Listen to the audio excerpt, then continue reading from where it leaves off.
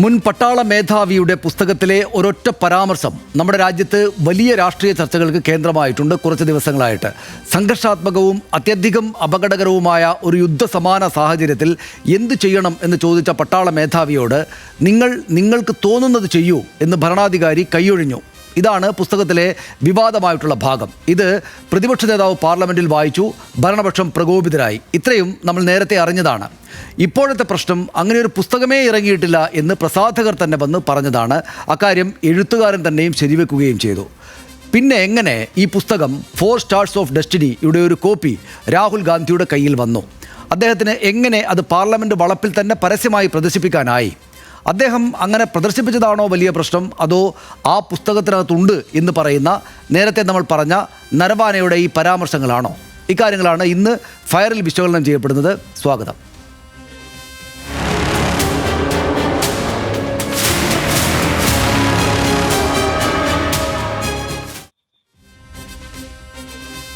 ഞങ്ങൾ ഈ ചർച്ചയുടെ ഭാഗമായിട്ട് വിവിധ സോഷ്യൽ മീഡിയ പ്ലാറ്റ്ഫോമുകളിൽ അഭിപ്രായം തേടിയിരുന്നു. അവരോട് അഭിപ്രായം രേഖപ്പെടുത്താനായിട്ട് ഉന്നയിച്ച ചോദ്യം ഇതാണ്: നരവാനയുടെ പുസ്തകം രാഹുൽ ഗാന്ധിയോ കുറ്റക്കാരൻ? ഇതായിരുന്നു ഞങ്ങളുടെ ചോദ്യം. ഇതാണ് ഈ ചർച്ചയുടെ ആകെ പാടെയുള്ള ചോദ്യം. ആ ചോദ്യത്തിന് ഉത്തരമായിട്ട് വോട്ടിംഗ് പ്രകാരം രാഹുൽ ഗാന്ധി അല്ല കുറ്റക്കാരൻ എന്ന് ഞങ്ങളോട് പ്രതികരിച്ച പ്രേക്ഷകരിൽ 68% പേരും പറയുന്നു. രാഹുൽ ഗാന്ധി അല്ല കുറ്റക്കാരൻ എന്ന് 28% പേരാണ് അതെ എന്ന് അഭിപ്രായപ്പെട്ടിരിക്കുന്നത്. 4% പേർക്ക് അഭിപ്രായമില്ല.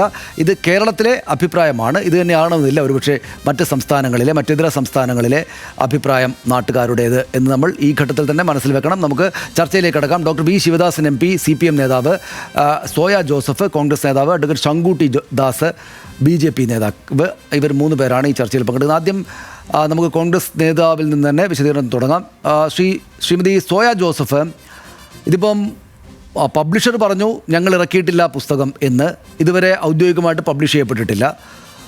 അദ്ദേഹം നരവാനെ തന്നെയും വന്ന് പറഞ്ഞിരിക്കുകയാണ് ഈ പബ്ലിഷേഴ്സ് പറഞ്ഞതാണ് ശരി, പുസ്തകം ഇതുവരെ പുറത്തിറങ്ങിയിട്ടില്ല. പക്ഷേ രാഹുൽ ഗാന്ധി പുസ്തകത്തിൻ്റെ ഒരു കോപ്പി പാർലമെൻറ്റ് വളപ്പിൽ തന്നെയും കയ്യിൽ ഉയർത്തിക്കാട്ടി വന്നത് നമ്മൾ കണ്ടതാണ്. ഇതിപ്പോൾ രാഷ്ട്രീയ ചർച്ച മാത്രമല്ല, പോലീസിൻ്റെ കേസും FIR ഒക്കെ ആയിട്ടുണ്ട്. എന്താണ് കോൺഗ്രസിൻ്റെ വിശദീകരണം? ഇതുവരെ പബ്ലിഷ് ചെയ്യപ്പെടാത്ത, എന്നാൽ ഒരു മുൻ പട്ടാള മേധാവി എഴുതിയ വിവാദമായ പരാമർശങ്ങളുള്ളൊരു പുസ്തകം എന്ന അങ്ങേയറ്റം സെൻസിറ്റീവായുള്ള നിലയിലുള്ളൊരു പുസ്തകം അച്ചടിക്കാത്ത ഒരു കോപ്പി എങ്ങനെ പ്രതിപക്ഷ നേതാവ് പരസ്യമായി പ്രദർശിപ്പിച്ചു?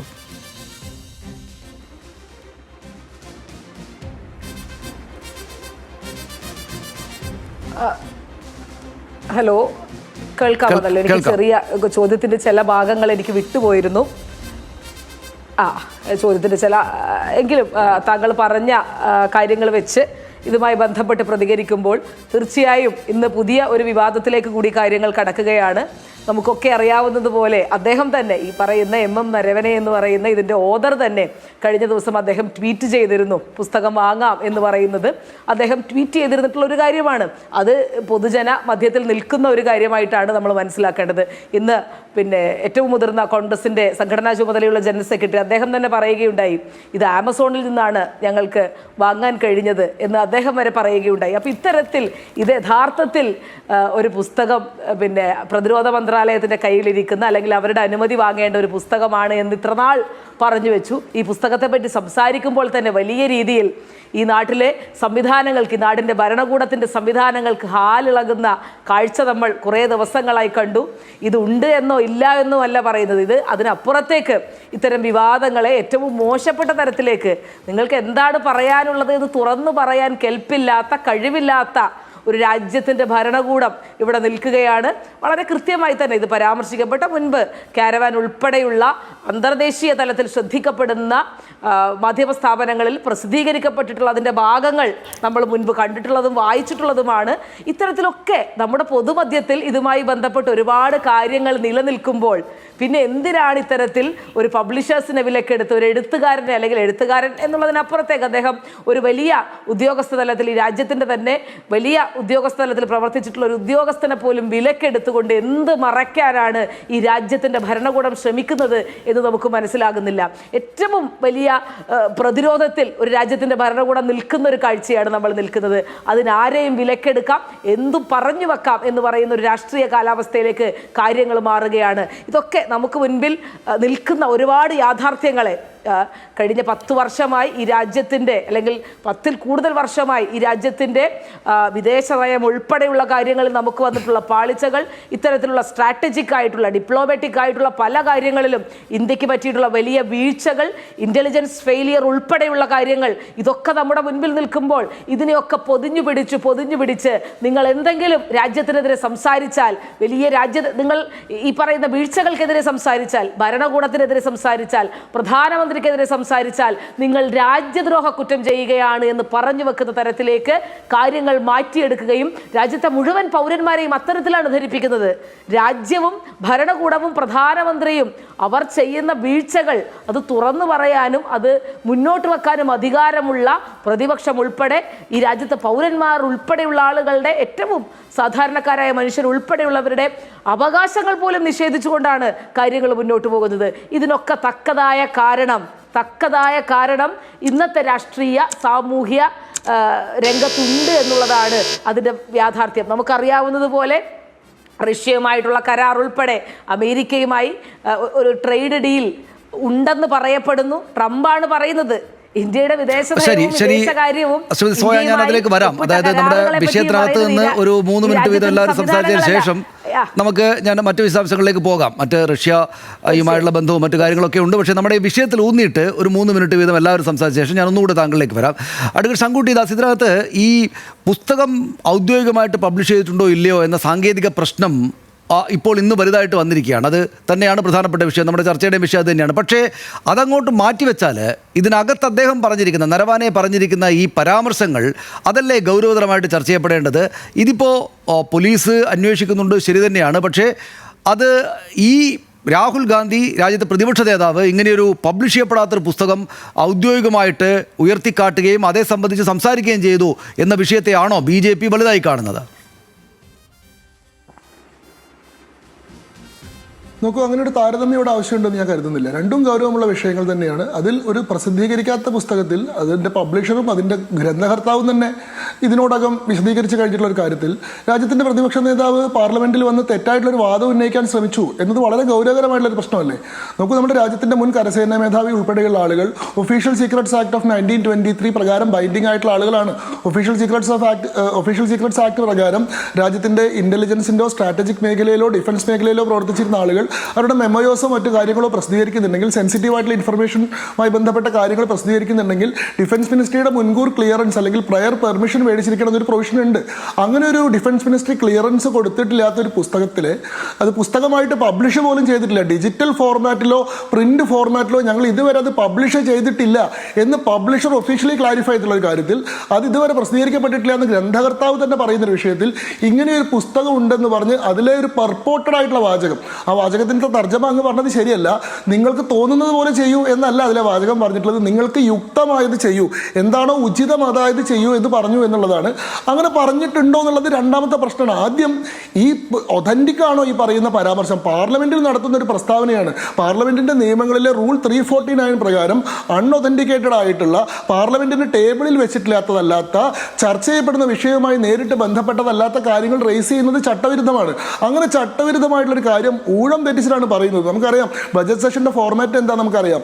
ആദ്യം രാഷ്ട്രപതി ജോയിന്റ് സെഷൻ അഡ്രസ് ചെയ്തുകൊണ്ട് സംസാരിക്കുന്നു. ആ രാഷ്ട്രപതിയുടെ ജോയിന്റ് അഡ്രസ്സിന് അതിനുശേഷം നന്ദിപ്രമേയം അവതരിപ്പിക്കുന്നു. ആ നന്ദിപ്രമേയ ചർച്ചയിൽ രണ്ട് പക്ഷവും പങ്കെടുക്കുന്നു. അതിനുശേഷം ബജറ്റ് അവതരിപ്പിക്കുന്നു. ബജറ്റിന്റെ മേലെ ഡിസ്കഷൻ നടക്കുന്നു. ഇവിടെ രാഷ്ട്രപതിയുടെ ജോയിന്റ് സെഷനെ അഡ്രസ് ചെയ്തുകൊണ്ടുള്ള പ്രസംഗത്തിന് നന്ദിപ്രമേയ ചർച്ച അവതരിപ്പിക്കുന്ന സമയത്ത് ഈ വിഷയവുമായി യാതൊരു ബന്ധമില്ലാതെ ഒരു പുസ്തകം എടുത്തു കാട്ടിച്ച് ഇതിൽ ചില ഭാഗങ്ങൾ ഞാൻ വായിക്കാൻ പോവാണെന്ന് പറയുന്നു. അതിന് പെർമിഷൻ നിഷേധിക്കുന്ന സമയത്ത് വലിയ അലങ്കോലം സൃഷ്ടിക്കുന്നു. സഭയുടെ നടുത്തളത്തിലേക്ക് ഇറങ്ങുന്നതിന് പകരം മേശപ്പുറത്ത് കയറി നിന്ന് പുസ്തകത്തിന്റെ പേജുകൾ കീറി വലിച്ചെറിയുന്നു. ആകെ അലങ്കോലം സൃഷ്ടിക്കുകയാണ്. കഴിഞ്ഞ ദിവസം സ്പീക്കർ തന്നെ പറഞ്ഞു 19 വിലപ്പെട്ട മണിക്കൂറുകൾ 6 ദിവസം തുടർച്ചയായിട്ട് സഭ സ്റ്റോൾ ചെയ്യുകയാണ്.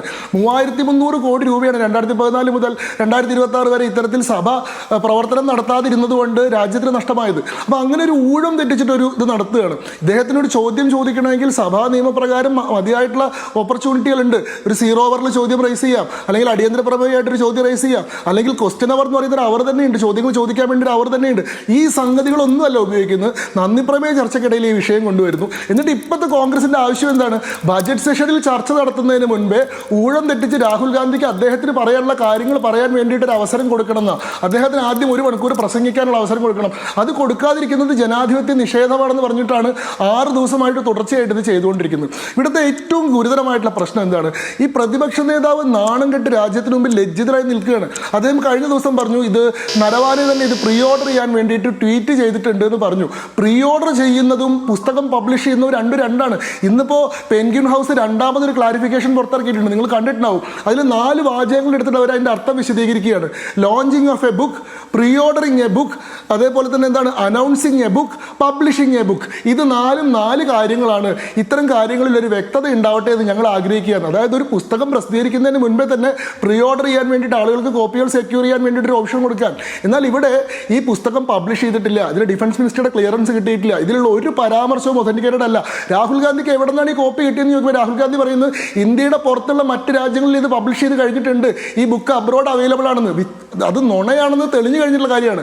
ഇത് പെൻഗ്വിൻ ഹൗസ് ഓഫ് ഇന്ത്യക്ക് മാത്രം എക്സ്ക്ലൂസീവ് പബ്ലിഷിംഗ് റൈറ്റ്സ് ഉള്ളതാണെന്നും അവർ ഒരു സ്ഥലത്തും ഇത് പബ്ലിഷ് ചെയ്തിട്ടില്ല എന്നും പെൻഗ്വിൻ തന്നെ പറഞ്ഞു. നരവാനെ തന്നെ പറഞ്ഞു, എൻ്റെ ബുക്ക് പ്രീ ഓർഡർ ചെയ്യാനുള്ള ലിങ്കാണ് ഞാൻ കൊടുത്തിട്ടുള്ളത്, അല്ലാണ്ട് പുസ്തകം പബ്ലിഷ് ചെയ്തിട്ടോ അത് മേടിച്ചിട്ടോ ഇല്ല എന്ന് പറഞ്ഞു.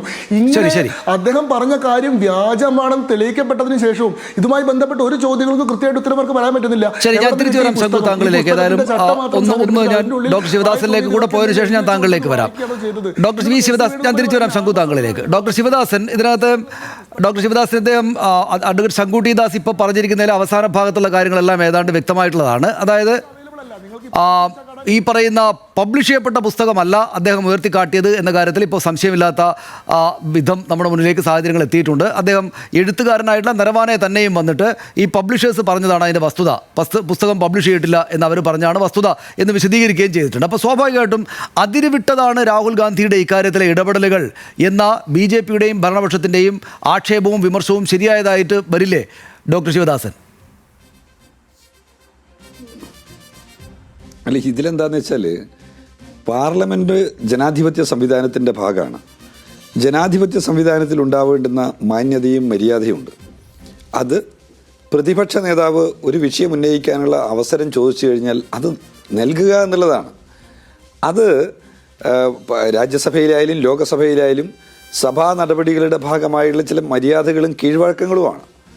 ഏറ്റവും പ്രധാനപ്പെട്ട വിഷയത്തിൻ്റെ മുകളിൽ ഒരു സമയം സംസാരിക്കാൻ ആവശ്യപ്പെട്ട് കഴിഞ്ഞാൽ അത് സ്വാഭാവികമായി കൊടുക്കുന്ന രീതിയാണ്. ഇവിടെ ഉണ്ടായത് എന്താണ്?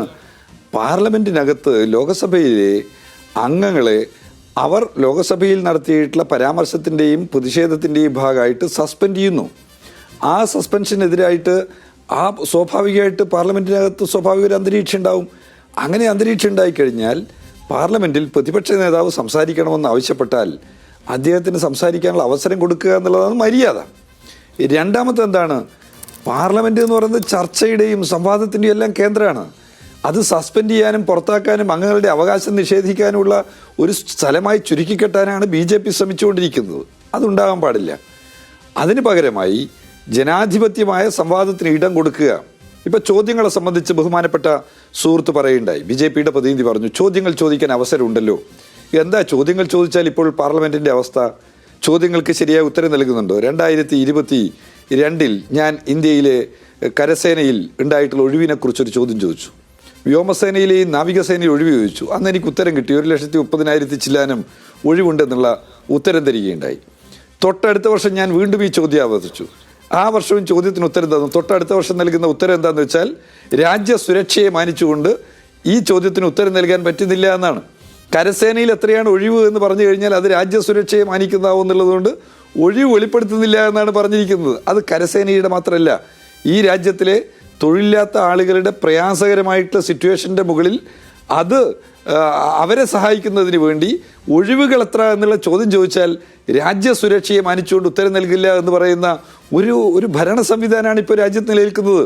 പ്രധാനമന്ത്രിക്ക് വേണ്ടി വാങ്ങിയിട്ടുള്ള കാറിൻ്റെ വില എത്രയാണെന്ന് ചോദിച്ചാൽ, ഉപയോഗിക്കുന്ന വിമാനത്തിന് വേണ്ടി എത്ര രൂപയാണ് ചിലവാക്കിയതെന്ന് ചോദിച്ചാൽ ഉത്തരം നൽകാത്തതാണ് ഇന്ത്യയിലെ ഭരണാധികാരികൾ. അത് നമ്മൾ വിസ്മരിച്ചുകൂടാ. ഇതേ സമയത്ത് ഞാൻ ഒരു കാര്യം കൂടി സൂചിപ്പിക്കാം. ഇന്ത്യയിലെ ഒരു സംസ്ഥാനത്തിൻ്റെ ഒരു ഗവർണറായി പ്രവർത്തിച്ച ഒരാൾ, അദ്ദേഹം പുൽവാമ അറ്റാക്കിനെ തുടർന്ന് നടത്തിയിട്ടുള്ള രാജ്യത്ത് പ്രകമ്പനം സൃഷ്ടിച്ചിട്ടുള്ള ഒരു പ്രസ്താവനയുണ്ട്, അദ്ദേഹത്തിൻ്റെ ഒരു തുറന്നു പറച്ചിലുണ്ട്. അത് നമ്മളെല്ലാം ഓർമ്മിക്കുന്ന ഒന്നാണല്ലോ. അങ്ങനെ അദ്ദേഹം ഒരു പ്രസ്താവന നടത്തിയതിൻ്റെ മുകളിൽ പ്രധാനമന്ത്രി പ്രതികരിക്കണമെന്ന് പറഞ്ഞിട്ട് എത്രമേൽ ബഹളം ഉണ്ടായിട്ട് അതിനെക്കുറിച്ച് പ്രതികരിച്ചോ? ഇവിടെ മറ്റൊരു കാര്യം നമ്മുടെ മുമ്പിൽ നിൽക്കുകയാണ്. ഇന്ത്യയിലെ ഒരു പ്രധാനപ്പെട്ട മാധ്യമ പ്രവർത്തകൻ അദ്ദേഹത്തിൻ്റെ ഒരു മാധ്യമ റിപ്പോർട്ടിൻ്റെ ഭാഗമായി രാജ്യത്ത് നടന്നിട്ടുള്ള ഒരു സംഭവം എല്ലാവരെക്കാളും മുമ്പ്, നടക്കുന്നതിന് മുമ്പേ അദ്ദേഹത്തിന് വിവരം കിട്ടി എന്നുള്ളത് വെളിപ്പെടുത്തപ്പെടുകയുണ്ടായി. ആ വെളിപ്പെടുത്തപ്പെട്ട സാഹചര്യവും ഇവിടെ ചർച്ചയ്ക്ക് നേതൃത്വം നൽകുന്ന സനീഷിനുൾപ്പെടെ അറിയുന്ന കാര്യമാണല്ലോ. എന്നിട്ട് അത് സംബന്ധിച്ച് ചോദ്യങ്ങൾ ഉണ്ടായപ്പോൾ എന്ത് പ്രതികരണമാണ് രാജ്യത്തെ ഭരണാധികാരികളിൽ നിന്നുണ്ടായിട്ടുള്ളത്? അപ്പോൾ ഈ ഭരണാധികാരികൾ ആഗ്രഹിക്കുന്നത് ജനങ്ങളുടെ ജീവൽ പ്രശ്നങ്ങൾ പാർലമെന്റിൽ ചർച്ച ചെയ്തുകൂടാ എന്നുള്ളതാണ്. ആസാമിലെ വിഷയം, അവിടെ നടന്നിട്ടുള്ള നരഹത്യയെക്കുറിച്ചുള്ള വിഷയം പാർലമെന്റിൽ ചർച്ച ചെയ്യണമെന്ന് ആവശ്യപ്പെട്ടുകൊണ്ട് നടന്നിട്ടുള്ള പ്രക്ഷുബ്ധമായിട്ടുള്ള പ്രകടനങ്ങളുണ്ട്. അതിനോട് ഏത് തരത്തിലുള്ള സമീപനം എടുത്തിട്ടുള്ളത്? മണിപ്പൂരിലെ കൂട്ടക്കൊലയെക്കുറിച്ച് ചർച്ച ചെയ്യണമെന്ന് ആവശ്യപ്പെട്ട് നടത്തിയിട്ടുള്ള ചോദ്യങ്ങൾ, പ്രക്ഷുബ്ധമായിട്ടുള്ള അന്തരീക്ഷം, ആ ഘട്ടത്തിൽ ഉണ്ടായിട്ടുള്ള പ്രതികരണം എന്താണ്? അതിനുമപ്പുറത്ത് പച്ചക്കളവുകൾ മറുപടിയായി നൽകിയിട്ടുള്ള സംഭവം നമ്മുടെ മുമ്പിൽ നിൽക്കുകയാണ്.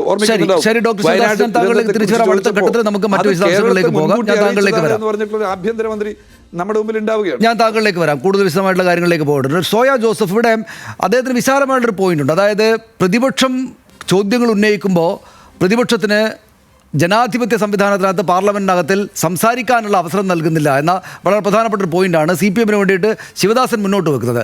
ഇപ്പോൾ പ്രതിപക്ഷ നേതാവ് ഒരു പ്രശ്നം ഉന്നയിച്ചാൽ അദ്ദേഹത്തിന് സംസാരിക്കാൻ അനുമതി നൽകുക എന്നത് വളരെ സ്വാഭാവികമായൊരു കാര്യമാണ്.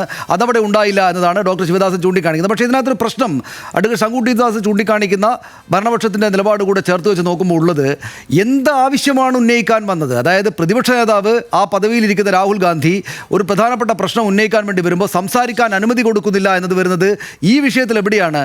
ഒരു മുൻ പട്ടാള മേധാവി സർക്കാർ ഔദ്യോഗിക രഹസ്യം എന്ന് കണക്കാക്കുന്ന ഒരു കാര്യം ഉന്നയിക്കാൻ ശ്രമിക്കുന്നു എന്ന് മാത്രവുമല്ല, അത് പബ്ലിഷ് ചെയ്യപ്പെട്ടിട്ടേ ഇല്ലാത്ത ഒരു പുസ്തകത്തിൽ നിന്നുള്ള കോട്ടാണ് ഉന്നയിക്കാൻ വേണ്ടി പോകുന്നത്. അപ്പോൾ സ്വാഭാവികമായിട്ടും പ്രതിപക്ഷ നേതാവിന് സംസാരിക്കാൻ അവസരം കൊടുക്കാം എന്ന നിലപാട് സ്വീകരിച്ചാൽ പോലും അദ്ദേഹം സംസാരിക്കാൻ പോകുന്ന കാര്യം എന്താണ്? അത് ഇതുവരെ പബ്ലിഷ് ചെയ്തിട്ട് പോലും ഇല്ലാത്ത ഔദ്യോഗിക രഹസ്യമായിട്ട് കണക്കാക്കപ്പെടാവുന്നൊരു കാര്യമാണ് എന്നതുകൊണ്ടാണ് കേന്ദ്ര സർക്കാരും ഭരണ സംവിധാനവും അക്കാര്യം സംസാരിക്കേണ്ടതില്ല എന്ന നിലപാടെടുത്തത്. അപ്പോൾ കുറെ കൂടെ ജാഗ്രതയോടെയുള്ള നിലപാട് രാഹുൽ ഗാന്ധി സ്വീകരിക്കേണ്ടതല്ലേ? ഈ പബ്ലിഷ് ചെയ്യപ്പെട്ടിട്ടേ ഇല്ലാത്ത പുസ്തകത്തിലെ വിവരങ്ങളെടുത്ത് ഇങ്ങനെ പറയുക എന്ന് വെച്ചാൽ രാജ്യത്തോട് തന്നെയുള്ളൊരു അപമാനമായിട്ട് കണക്കാക്കിയാൽ ഭരണപക്ഷത്തെ നമുക്ക് കുറ്റപ്പെടുത്താൻ പറ്റുമോ? Doctor soya Joseph.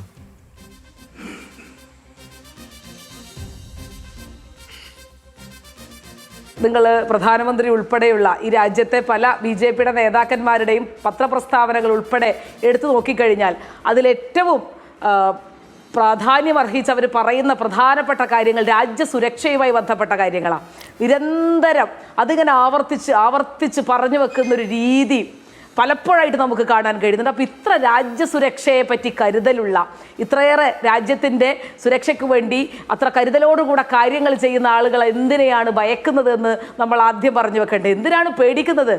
എന്തിനാണ് പേടിക്കുന്നതെന്ന് നമ്മൾ ആദ്യം മനസ്സിലാക്കേണ്ടത്. ഇപ്പം ഈ പറയുന്നത് പോലെ മടിയിൽ കനമുള്ളത് കൊണ്ട് തന്നെയാണ് പേടിയുള്ളത് എന്ന് പറഞ്ഞു വെക്കുന്നത്. സംസാരിക്കാൻ അനുവദിക്കുന്നില്ല. ഇപ്പം നേരത്തെ ബഹുമാന്യനായിട്ടുള്ള പാർലമെൻറ്റ് അംഗം അദ്ദേഹം പറഞ്ഞു വെച്ചതുപോലെ ഇതൊരു ജനാധിപത്യത്തിൻ്റെ സംവിധാനമാണ്. ഇത് ഈ നാട്ടിലെ BJP-ക്കാരോട് ജനാധിപത്യത്തെ പറ്റി പഠിപ്പിക്കുക എന്നൊക്കെ പറയുന്നത് വലിയ പ്രയാസമുള്ള കാര്യമാണെന്ന് നമ്മൾ കുറേ വർഷങ്ങൾ കൊണ്ട് നമ്മൾ മനസ്സിലാക്കിയിട്ടുള്ള ഒരു കാര്യമാണ്. അത് നിരന്തരമായി ഇപ്പോൾ നേരത്തെ തന്നെ ശ്രീ ശങ്കുട്ടി ദാസ് അദ്ദേഹം പറയുന്നുണ്ടായിരുന്നു, ഇപ്പോൾ പുസ്തകങ്ങൾ കോട്ട് ചെയ്യുന്നതിനെ പറ്റി, അതിൻ്റെ റൂളിങ്ങിനെ പറ്റിയൊക്കെ പറയുന്നുണ്ടായിരുന്നു. ആ ചർച്ചയിൽ തന്നെ ഈ നിഷികാന്ത് ദുബെ എന്ന് പറയുന്ന BJP-യുടെ പാർലമെൻറ്റ് അംഗം അദ്ദേഹം 4 പുസ്തകം കയ്യിലെടുത്ത് വന്നു. അത് ഇന്ത്യയുടെ രാജ്യസുരക്ഷയെ പറ്റി പറയുന്ന പുസ്തകം അല്ലെങ്കിൽ പരാമർശങ്ങൾ ഉണ്ടാകുമ്പോൾ അദ്ദേഹം എടുത്തുകൊണ്ടുവന്ന ആ 4 പുസ്തകങ്ങളുടെ ഉള്ളടക്കത്തെ പറ്റി ഞാൻ സംസാരിക്കുന്നില്ല, അത് സംസാരിക്കേണ്ട ആവശ്യമില്ല. അപ്പോൾ അത്തരത്തിൽ നിങ്ങൾക്ക് ആവശ്യമുള്ളപ്പോൾ നിയമങ്ങൾ മാറ്റുകയും നിയമങ്ങൾ അതിനനുസരിച്ച് ഉണ്ടാക്കുകയും അതിനനുസരിച്ചൊക്കെ ചർച്ച നടക്കുകയും ചെയ്യുന്ന രീതിയൊന്നും ഈ രാജ്യത്തിൻ്റെ ജനാധിപത്യ സമ്പ്രദായത്തിൽ യാതൊരു വിധത്തിലും ഭൂഷണമായിട്ടുള്ള കാര്യമല്ല. ഡോൺ സ്പെയർ മീ എന്ന് പറഞ്ഞു വെച്ച നെഹ്റുവിൽ നിന്ന് എന്തെങ്കിലുമൊക്കെ പറയുമ്പോൾ അതിനനുസരിച്ച് ഹാലിളകുന്ന എന്ത് പെർഫോമൻസ് ആയിരുന്നു കഴിഞ്ഞ ഒരാഴ്ചയായി കാണുന്നത്. ഈ പെർഫോമൻസ് ഒന്നും ഈ പറയുന്ന നമ്മൾ ഈ കരസേനയുടെ മുൻ മേധാവി അദ്ദേഹം വലിയ ഗുരുതരമായിട്ടുള്ളൊരു വിഷയം ഉന്നയിച്ചുകൊണ്ട് ഈ പറയുന്ന പിന്നെ പ്രതിരോധത്തിൻ്റെ ചാർജുള്ള ആളുകളോട്, മന്ത്രിമാരോട് ഇത്തരമൊരു വിഷയം നടക്കുന്നുണ്ട്, അല്ലെങ്കിൽ ഇത്തരത്തിൽ ഗാൽവാനിലേക്ക് ചൈനയുടെ ട്രക്ക് വരുന്നുണ്ട്, അല്ലെങ്കിൽ പട്ടാളം അടുക്കുന്നുണ്ട് എന്ന് പറയുമ്പോൾ നിങ്ങൾക്ക് വേണ്ടതുപോലെ ചെയ്യുക, ഉചിതമായത് ചെയ്യുക. ഇപ്പം നേരത്തെ ശങ്കുട്ടിദാസ് അതിനെ പ്രതിരോധിക്കുന്നുണ്ട്. നിങ്ങൾക്ക് തോന്നിയതുപോലെ ചെയ്യുക എന്നുള്ളതല്ല. പിന്നെ എന്തിനാണ് ഇവിടെ രാജ്യത്തിനൊരു പ്രതിരോധ സംവിധാനം? എന്തിനാണ് രാഷ്ട്രീയമായിട്ടുള്ള താല്പര്യങ്ങൾ? ഒരു രാജ്യത്തിൻ്റെ പ്രതിരോധ സംവിധാനം എന്ന് പറയുന്നത് ഇവിടെ നിലനിൽക്കുന്ന ഭരണകൂടവും ആ ഭരണകൂടം മുന്നോട്ട് വെക്കുന്ന രാഷ്ട്രീയ ഇച്ഛാശക്തിയും ഒക്കെ ഇതിൻ്റെ പ്രതിരോധ സംവിധാനങ്ങളെ ബാധിക്കുന്ന കാര്യമല്ലേ? അപ്പോൾ പിന്നെ എങ്ങനെയാണ് ഇത്ര ലാഘവത്തോടു കൂടെ പറഞ്ഞു വെക്കാൻ കഴിയുന്നതെന്ന് എനിക്ക് മനസ്സിലാവുന്നില്ല. പിന്നെ യഥാർത്ഥത്തിൽ ആരുടെ തുണി, ഇപ്പം നേരത്തെ പറയണം, വലിയ പ്രതിപക്ഷ നേതാവ് പിന്നെ വിവസ്ത്രനായി നിൽക്കുന്ന അവസ്ഥയാണെന്നുള്ളത്. ആരാണ് വിവസ്ത്രനായി നിൽക്കുന്നത് എന്നുള്ളത് പിന്നെ നിങ്ങളുടെ പേടിയിൽ നിന്നും നിങ്ങളുടെ ഈ പ്രയാസങ്ങളിൽ നിന്നും നമുക്ക് മനസ്സിലാവും. അതിനൊക്കെ അക്കമിട്ട് പറയാനുള്ള കാരണമുണ്ട്. അതിനൊക്കെ കൃത്യമായി ഞാൻ നേരത്തെ പറഞ്ഞു വെച്ചിട്ടുള്ള വിദേശ ഡീലുകൾ ഉൾപ്പെടെ ഈ രാജ്യത്തെ മനുഷ്യരോട്, പാവപ്പെട്ട കർഷകനോട്, എന്നെയും നിങ്ങളെയും പോലുള്ള പൗരന്മാരോട് സംസാരിക്കാൻ കഴിവില്ലാതെ എന്ത് ഡീലാണ് ഇവരുണ്ടാക്കുന്നത്, എന്ത് കാര്യമാണ് ഇവർ പറഞ്ഞു വെക്കുന്നത്? രേഖകളിൽ ഉൾപ്പെടെയുള്ള കാര്യങ്ങളെ പറ്റി പ്രധാനമന്ത്രിക്ക്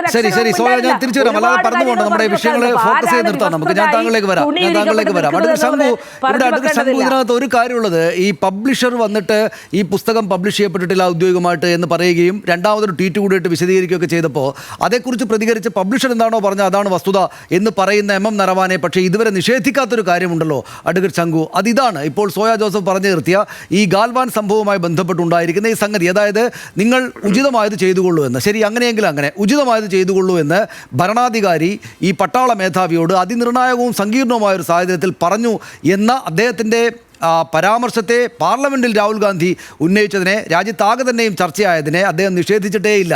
അപ്പോൾ ആ സംഭവം അവിടെ ഉണ്ട് എന്നത് അഡ്വക്കേറ്റ് ശങ്കു നമ്മൾ വിശദമായിട്ട് പരിശോധിക്കേണ്ടതല്ലേ? അതായത് ഈ ഇത്തരമൊരു ഘട്ടത്തിൽ ആ മന്ത്രിസ്ഥാനത്തുള്ള ഒരാൾ ഇങ്ങനെയായിരുന്നോ പ്രതികരിക്കേണ്ടതെന്ന ചോദ്യം സ്വാഭാവികമായിട്ടും രാജ്യത്തിൻ്റെ ആകെ ഉള്ളിലേക്ക് എറിഞ്ഞു തറപ്പിക്കാൻ രാഹുൽ ഗാന്ധിക്ക് സാധിച്ചില്ലേ? അതിനൊരല്പം വഴിവിട്ടാണെങ്കിലും അദ്ദേഹം പെരുമാറിയത് കൊണ്ടല്ലേ അത് സാധിച്ചത് അഡ്വക്കേറ്റ് ശങ്കു? നോക്കൂ, രാഹുൽ ഗാന്ധി ഒരു പൊളിറ്റിക്കൽ പോയിന്റ് സ്കോർ ചെയ്യാനാണ് ശ്രമിച്ചതെന്നുള്ളത് വളരെ വ്യക്തമാണ്. പക്ഷേ അദ്ദേഹത്തിൻ്റെ ഈ പറയുന്ന വ്യാജത അല്ലെങ്കിൽ അദ്ദേഹത്തിൻ്റെ കപടത രാജ്യത്തിന് ബോധ്യപ്പെടാനുള്ള മറ്റൊരു സന്ദർഭമായിട്ടാണ് ഇത് മാറിയത് എന്നുള്ളതാണ് എൻ്റെ ആ കാര്യത്തിലെ നിരീക്ഷണം. ഇവിടെ നോക്കൂ, ഈ കാര്യവുമായി ബന്ധപ്പെട്ട് ഗവൺമെൻറ് ഓഫ് ഇന്ത്യ ഔദ്യോഗികമായിട്ട് പാർലമെൻറ്റിൽ തന്നെ നിരവധി തവണ വിശദീകരണങ്ങൾ നടത്തിയിട്ടുണ്ട്. എന്തുകൊണ്ട് എം നരവാൻ ഇതുവരെ ഈ കാര്യം നിഷേധിച്ചില്ല എന്നുള്ളത് അദ്ദേഹം പറയേണ്ട കാര്യമാണ്. അദ്ദേഹത്തിന് അത്ര ഗൗരവമായി തോന്നിയിട്ടുണ്ടാവില്ല രാഹുൽ ഗാന്ധിയുടെ പ്രസ്താവന. പക്ഷേ അതിൽ പബ്ലിഷർ തന്നെ നേരിട്ട് വന്നിട്ട് ആ കാര്യം വിശദീകരിക്കുന്ന സാഹചര്യം ഉണ്ടായപ്പോൾ പബ്ലിഷർക്കൊപ്പം നിൽക്കാനാണ് അദ്ദേഹം തയ്യാറായത്. രാഹുൽ ഗാന്ധി പറഞ്ഞ കാര്യം, അതായത് ഇത് പുസ്തകം പുറത്ത് പബ്ലിഷ് ചെയ്തിട്ടുണ്ട്, ദിസ് ഈസ് അവൈലബിൾ അബ്രോഡ് എന്ന് പറഞ്ഞ കാര്യവും KC വേണുഗോപാൽ പറഞ്ഞത് ആമസോണിൽ കിട്ടുമെന്ന് പറഞ്ഞ കാര്യവും അത് അസത്യമാണ്, വ്യാജമാണ് ഇതിനോടകം തെളിയിക്കപ്പെട്ട് കഴിഞ്ഞു. ആ കാര്യത്തിൽ കോൺഗ്രസിന് യാതൊരു വിശദീകരണവും ഇല്ല. അവർ റെട്ടോറിക്കാണ് നടത്തിക്കൊണ്ടിരിക്കുന്നത്, മറ്റെല്ലാ കാര്യങ്ങളെ പറ്റിയും പറയുന്നു. പക്ഷേ ഡയറക്റ്റ് ആയിട്ടുള്ള ഒഫീഷ്യൽ സീക്രട്സ് ആക്ട് പ്രകാരം ഡിഫൻസ് മിനിസ്റ്റർ പെർമിഷൻ കൊടുത്തിട്ടില്ലാത്ത, ഇതുവരെ പബ്ലിഷ് ചെയ്തിട്ടില്ലാത്ത ഒരു പുസ്തകത്തിൽ ഉണ്ടെന്ന് ആരോപിക്കപ്പെടുന്ന വാചകങ്ങൾ പാർലമെന്റിൽ വന്ന് ഊഴം തെറ്റിച്ച് പറയുന്നത് എന്തിനാണെന്നാണ് ഇപ്പോൾ ഇടതുപക്ഷത്തിൻ്റെ പ്രതിനിധി പറയുന്നത്. അദ്ദേഹം വളരെ വിചിത്രമായിട്ട് എനിക്ക് തോന്നി. അതായത് ചട്ടങ്ങളോ ചിട്ടവട്ടങ്ങളോ എന്തുമായിക്കോട്ടെ, സഭയുടെ പ്രവർത്തന രീതി എന്തുമായിക്കോട്ടെ, പക്ഷെ പ്രതിപക്ഷ നേതാവ് ഒരു കാര്യം പറയണമെന്ന് പറഞ്ഞാൽ അപ്പം അതൊക്കെ നിർത്തിയിട്ട് അദ്ദേഹത്തിന് സമയം കൊടുക്കണമെന്നാണ്. അങ്ങനെയാണെങ്കിൽ പിന്നെ എന്തിനാണ് ഈ സഭയിൽ ഇത്തരത്തിലുള്ള സെഷനുകളും ഇത്തരത്തിലുള്ള മോഷനുകളും ഇത്തരത്തിലുള്ള നടപടിക്രമങ്ങളും ഒക്കെ എന്തിനാണ്? രാഹുൽ ഗാന്ധിക്ക് എപ്പോഴൊക്കെ തിരുവുള്ളക്കേട് ഉണ്ടാവുന്നു അപ്പോഴൊക്കെ അദ്ദേഹത്തിന് ഓരോ കാര്യങ്ങൾ എഴുന്നള്ളിക്കാം എന്നൊന്നും അങ്ങനെ ചട്ടമൊന്നുമില്ല. അങ്ങനെ ഒരു എൻറ്റൈറ്റിൽമെൻ്റ് ഒന്നും പ്രതിപക്ഷ നേതാവിനില്ല. ഈ രാജ്യത്തിന് ചൈനയുമായി ബന്ധപ്പെട്ട് പാകിസ്ഥാനുമായി ബന്ധപ്പെട്ട് നഷ്ടപ്പെട്ടിട്ടുള്ള ഭൂമിയെ പറ്റിയിട്ട് 2025, 2024, 2020 മിനിസ്ട്രി ഓഫ് ഡിഫൻസ് ആയിക്കോട്ടെ, മിനിസ്ട്രി ഓഫ് എക്സ്റ്റേണൽ അഫയേഴ്സ് ആയിക്കോട്ടെ ആവർത്തിച്ച് റിട്ടേൺ ആയിട്ടുള്ള ആൻസേഴ്സ് കൊടുത്തിട്ടുണ്ട്. നമുക്ക് ചൈനയുമായിട്ട് നഷ്ടപ്പെട്ടിട്ടുള്ള ഭൂമി എത്രയാണ്? നമുക്ക് 38,000 സ്ക്വയർ കിലോമീറ്റർ ഭൂമിയാണ് ഇന്ത്യ ചൈനയ്ക്ക് നഷ്ടപ്പെട്ടിട്ടുള്ളത്. അത് 1962 ഇന്തോ ചൈന വാറിലാണ് നമുക്ക് നഷ്ടപ്പെട്ടിട്ടുള്ളത്. ആ കാലത്ത് ജവഹർലാൽ നെഹ്റു ആയിരുന്നു ഇന്ത്യയുടെ പ്രധാനമന്ത്രി. പിന്നീട് പാകിസ്ഥാന്റെ കയ്യിലുള്ള പാക് ഒക്കുപൈഡ് കശ്മീരിലെ 5300 സ്ക്വയർ കിലോമീറ്റർ ഏരിയ ഇന്ത്യയുടെ ഭൂമിയാണ്. ആ ഭൂമി പാകിസ്ഥാൻ ചൈനയ്ക്ക് ലീസിന് കൊടുത്തിട്ടുണ്ട്. അങ്ങനെ ചൈനയുടെ കയ്യിൽ ആകെ 43,000 സ്ക്വയർ കിലോമീറ്റർ ഭൂമി ഭൂമി, അക്സായിച്ചിന് ഉൾപ്പെടെയുള്ള ഭൂമിയുണ്ട്. ഇത് നഷ്ടപ്പെട്ടത് നരേന്ദ്രമോദിയുടെ ഗവൺമെന്റിന്റെ കാലത്തല്ല, ജവഹർലാൽ നെഹ്റു പ്രധാനമന്ത്രിയായിരുന്ന കാലത്താണ്. പാകിസ്ഥാന്റെ കയ്യിൽ ഇന്ത്യയുടെ 78,000 സ്ക്വയർ കിലോമീറ്റർ ഭൂമിയുണ്ട്. ഈ ഭൂമി 1947 ഇന്തോ പാകിസ്ഥാൻ വാറിന്റെ സമയത്താണ് നഷ്ടപ്പെട്ടത്. അപ്പോൾ സൈനിക മേധാവിയുടെ പരാമർശങ്ങളെ പറ്റി ചർച്ച ചെയ്യുമ്പോൾ റെലവൻ്റ് ആയി തോന്നുന്നൊരു കാര്യം ഞാനിവിടെ സൂചിപ്പിക്കട്ടെ. ബ്രിഗേഡിയർ ഖണ്ടൂരി എഴുതിയിട്ടുള്ള field marshal Cariappa his life and his times എന്ന് പറയുന്ന പുസ്തകമുണ്ട് കരിയപ്പയുടെ ജീവിതവുമായി ബന്ധപ്പെട്ട്.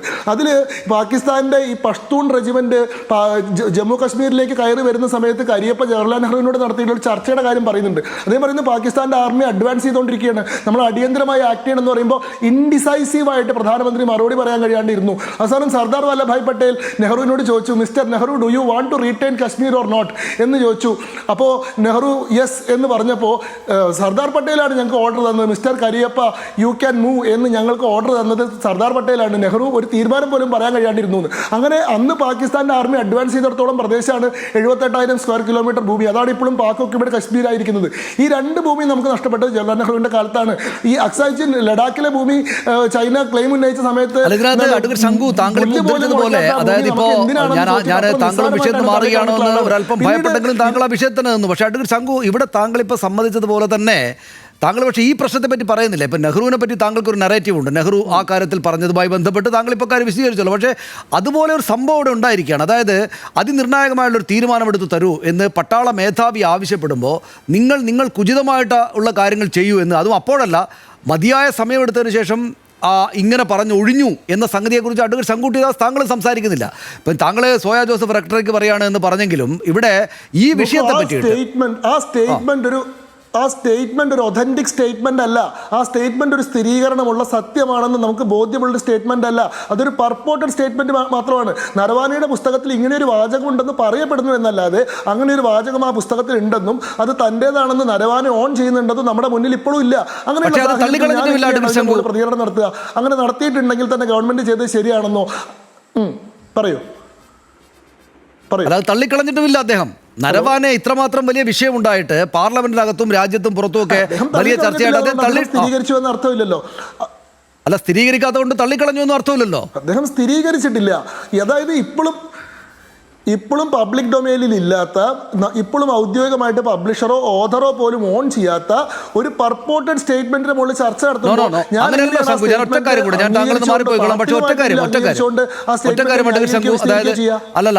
ശംഖു, അത് അക്കാര്യത്തിൽ ഒരു ഒറ്റ കാര്യം കൂടെ ഞാൻ ചോദിച്ചുകൊണ്ട് നിർത്തിക്കൊള്ളാം. അതായത് ഒന്ന്, പബ്ലിഷേഴ്സ് പുസ്തകം ഇതുവരെ ഔദ്യോഗികമായിട്ട് പബ്ലിഷ് ചെയ്തിട്ടില്ല എന്ന് മാത്രമേ പറഞ്ഞിട്ടുള്ളൂ. അത് തന്നെ ഈ നരവാനയും പറഞ്ഞിട്ടുള്ളൂ. അതായത് ഈ പുസ്തകവുമായി ബന്ധപ്പെട്ട് നടക്കുന്ന ചർച്ചകളിൽ ഈ പറയുന്ന കാര്യം ഞാൻ എഴുതിയിട്ടില്ല എന്ന് നരവാനയോ അദ്ദേഹം ഞങ്ങൾ പബ്ലിഷ് ചെയ്തിട്ടില്ല എന്ന് പെൻഗ്വിൻ റാൻഡം ഹൗസോ പറഞ്ഞിട്ടില്ല എന്നത് നമ്മൾ കാണണം. എന്ന് മാത്രമല്ല, ഈ പാർലമെന്റിനകത്ത് ഇക്കാര്യം ഉന്നയിക്കരുതെന്ന് ഈ രാജ്നാഥ് സിംഗും മറ്റ് മന്ത്രിമാരും അമിത്ഷാ അടക്കമുള്ള ആളുകളും പറഞ്ഞു എന്നല്ലാതെ ഇങ്ങനെ ഒരു സംഭവം സംസാരിച്ചിട്ടേ ഇല്ല എന്ന നിഷേധം ആ ഭാഗത്തു നിന്ന് വന്നിട്ടില്ല. അപ്പോൾ നിഷേധം ഉണ്ടാകാത്തത് കൊണ്ട് അതിനകത്ത് അതില്ല എന്ന് പൊതുജനങ്ങൾക്ക് ആകെ വിശ്വസിക്കാൻ സാധിക്കുന്ന സാഹചര്യമല്ല. മറിച്ച് അതിനകത്ത് ആ പരാമർശം ഉണ്ട് എന്ന് വിശ്വസിക്കാനാണെങ്കിൽ കാരണങ്ങൾ മറ്റൊരുപാടുണ്ട് താനും. നോക്കൂ, ഇവിടുത്തെ പ്രശ്നം രാഹുൽ ഗാന്ധി സഭയിൽ അങ്ങനെ ഒരു വിഷയം ഉന്നയിക്കാൻ ശ്രമിച്ചത് തന്നെ തെറ്റാണ്. അദ്ദേഹത്തിന്റെ മൊത്തം ആക്ഷൻ നൾ ആൻഡ് വോയ്ഡ് ആണ്. അദ്ദേഹം സഭയിൽ വന്ന കാര്യം അവതരിപ്പിച്ചതിനെ അംഗീകരിച്ച് കഴിഞ്ഞാൽ മാത്രമേ ആ പറഞ്ഞ വാചകത്തെ എടുത്തുകൊണ്ട് ആ വാചകത്തിന്റെ ശരികേടിലേക്ക് നമുക്ക് കടക്കാൻ പറ്റുള്ളൂ. അത് സെക്കൻഡ് സ്റ്റേജ് ആണ്. ഇത് ഫസ്റ്റ് സ്റ്റേജിൽ തന്നെ രാഹുൽ ഗാന്ധി ഇങ്ങനെ ഇല്ലാത്തൊരു പുസ്തകം എടുത്തു കാണിച്ചിട്ട് അതിലൊരു വാചകം കോട്ട് ചെയ്യാൻ ശ്രമിക്കുന്നത് തന്നെ പാർലമെന്ററി ചട്ടങ്ങൾക്ക് വിരുദ്ധമാണ്. അതുകൊണ്ട് തന്നെ ആ മൊത്തത്തിലുള്ള എപ്പിസോഡിനെ തന്നെ ഞങ്ങൾ പൂർണ്ണമായിട്ട് നിഷേധിക്കുകയാണ് ചെയ്യുന്നത്. പിന്നെ ഈ പുസ്തകത്തിൽ പറയുന്ന സംഭവവുമായി ബന്ധപ്പെട്ട് നരവാനെ നടത്തുന്ന ഇങ്ങനത്തെ ഒരു ക്ലെയിം അല്ലാതെ ഇതുമായി ബന്ധപ്പെട്ടിട്ടുള്ള യാതൊരു സംഗതിയും നമ്മുടെ മുന്നിലില്ല. നരവാനെ നടത്തുന്നതായി പറയപ്പെടുന്ന ഒരു ക്ലെയിം അല്ലാതെ ഇങ്ങനെ യാതൊരു സംഗതികളും നമ്മുടെ മുമ്പിലില്ല. അങ്ങനെ ഇരിക്കെ അദ്ദേഹം നിഷേധിച്ചിട്ടില്ല എന്നതുകൊണ്ട് മാത്രം അത് ശരിയാണെന്ന് എടുക്കണമെന്ന് പറയുന്നത് വളരെ കടന്നവാദമായിട്ടാണ് എനിക്ക് തോന്നുന്നത്. ശരി, ഞാൻ തിരിച്ചു വരാം. ശ്രീ ശിവദാസൻ, ഇവിടെ ഇതിനകത്തൊരു പ്രശ്നമുള്ളത്, അതായത് രാജ്യസുരക്ഷയുമായി ബന്ധപ്പെട്ട ഈ പട്ടാള മൂവ്മെൻറ്റുകളൊക്കെ ഒരു മുൻ പട്ടാള മേധാവി ഇത് റിട്ടയർ ചെയ്തതിന് ശേഷം മതിയായ അനുമതിയില്ലാതെ ഇങ്ങനെ എഴുതി വെക്കുക, അത് ഒരല്പം ഗൗരവക്കുറവുള്ള വർത്തമാനങ്ങളായിട്ട് പുറത്തേക്ക് ഇങ്ങനെ വരിക, അത് രാഷ്ട്രീയ പ്രശ്നങ്ങൾക്ക് വേണ്ടി ഉപയോഗിക്കുക. ആത്യന്തികമായിട്ടത് നമ്മളും മറ്റൊരു രാജ്യവും തമ്മിലുള്ള യുദ്ധസമാന സാഹചര്യം കടന്നു വന്നപ്പോൾ അതിനകത്തുണ്ടായിരിക്കുന്ന ഗൗരവതരമായിട്ടുള്ളൊരു സാഹചര്യമല്ലേ.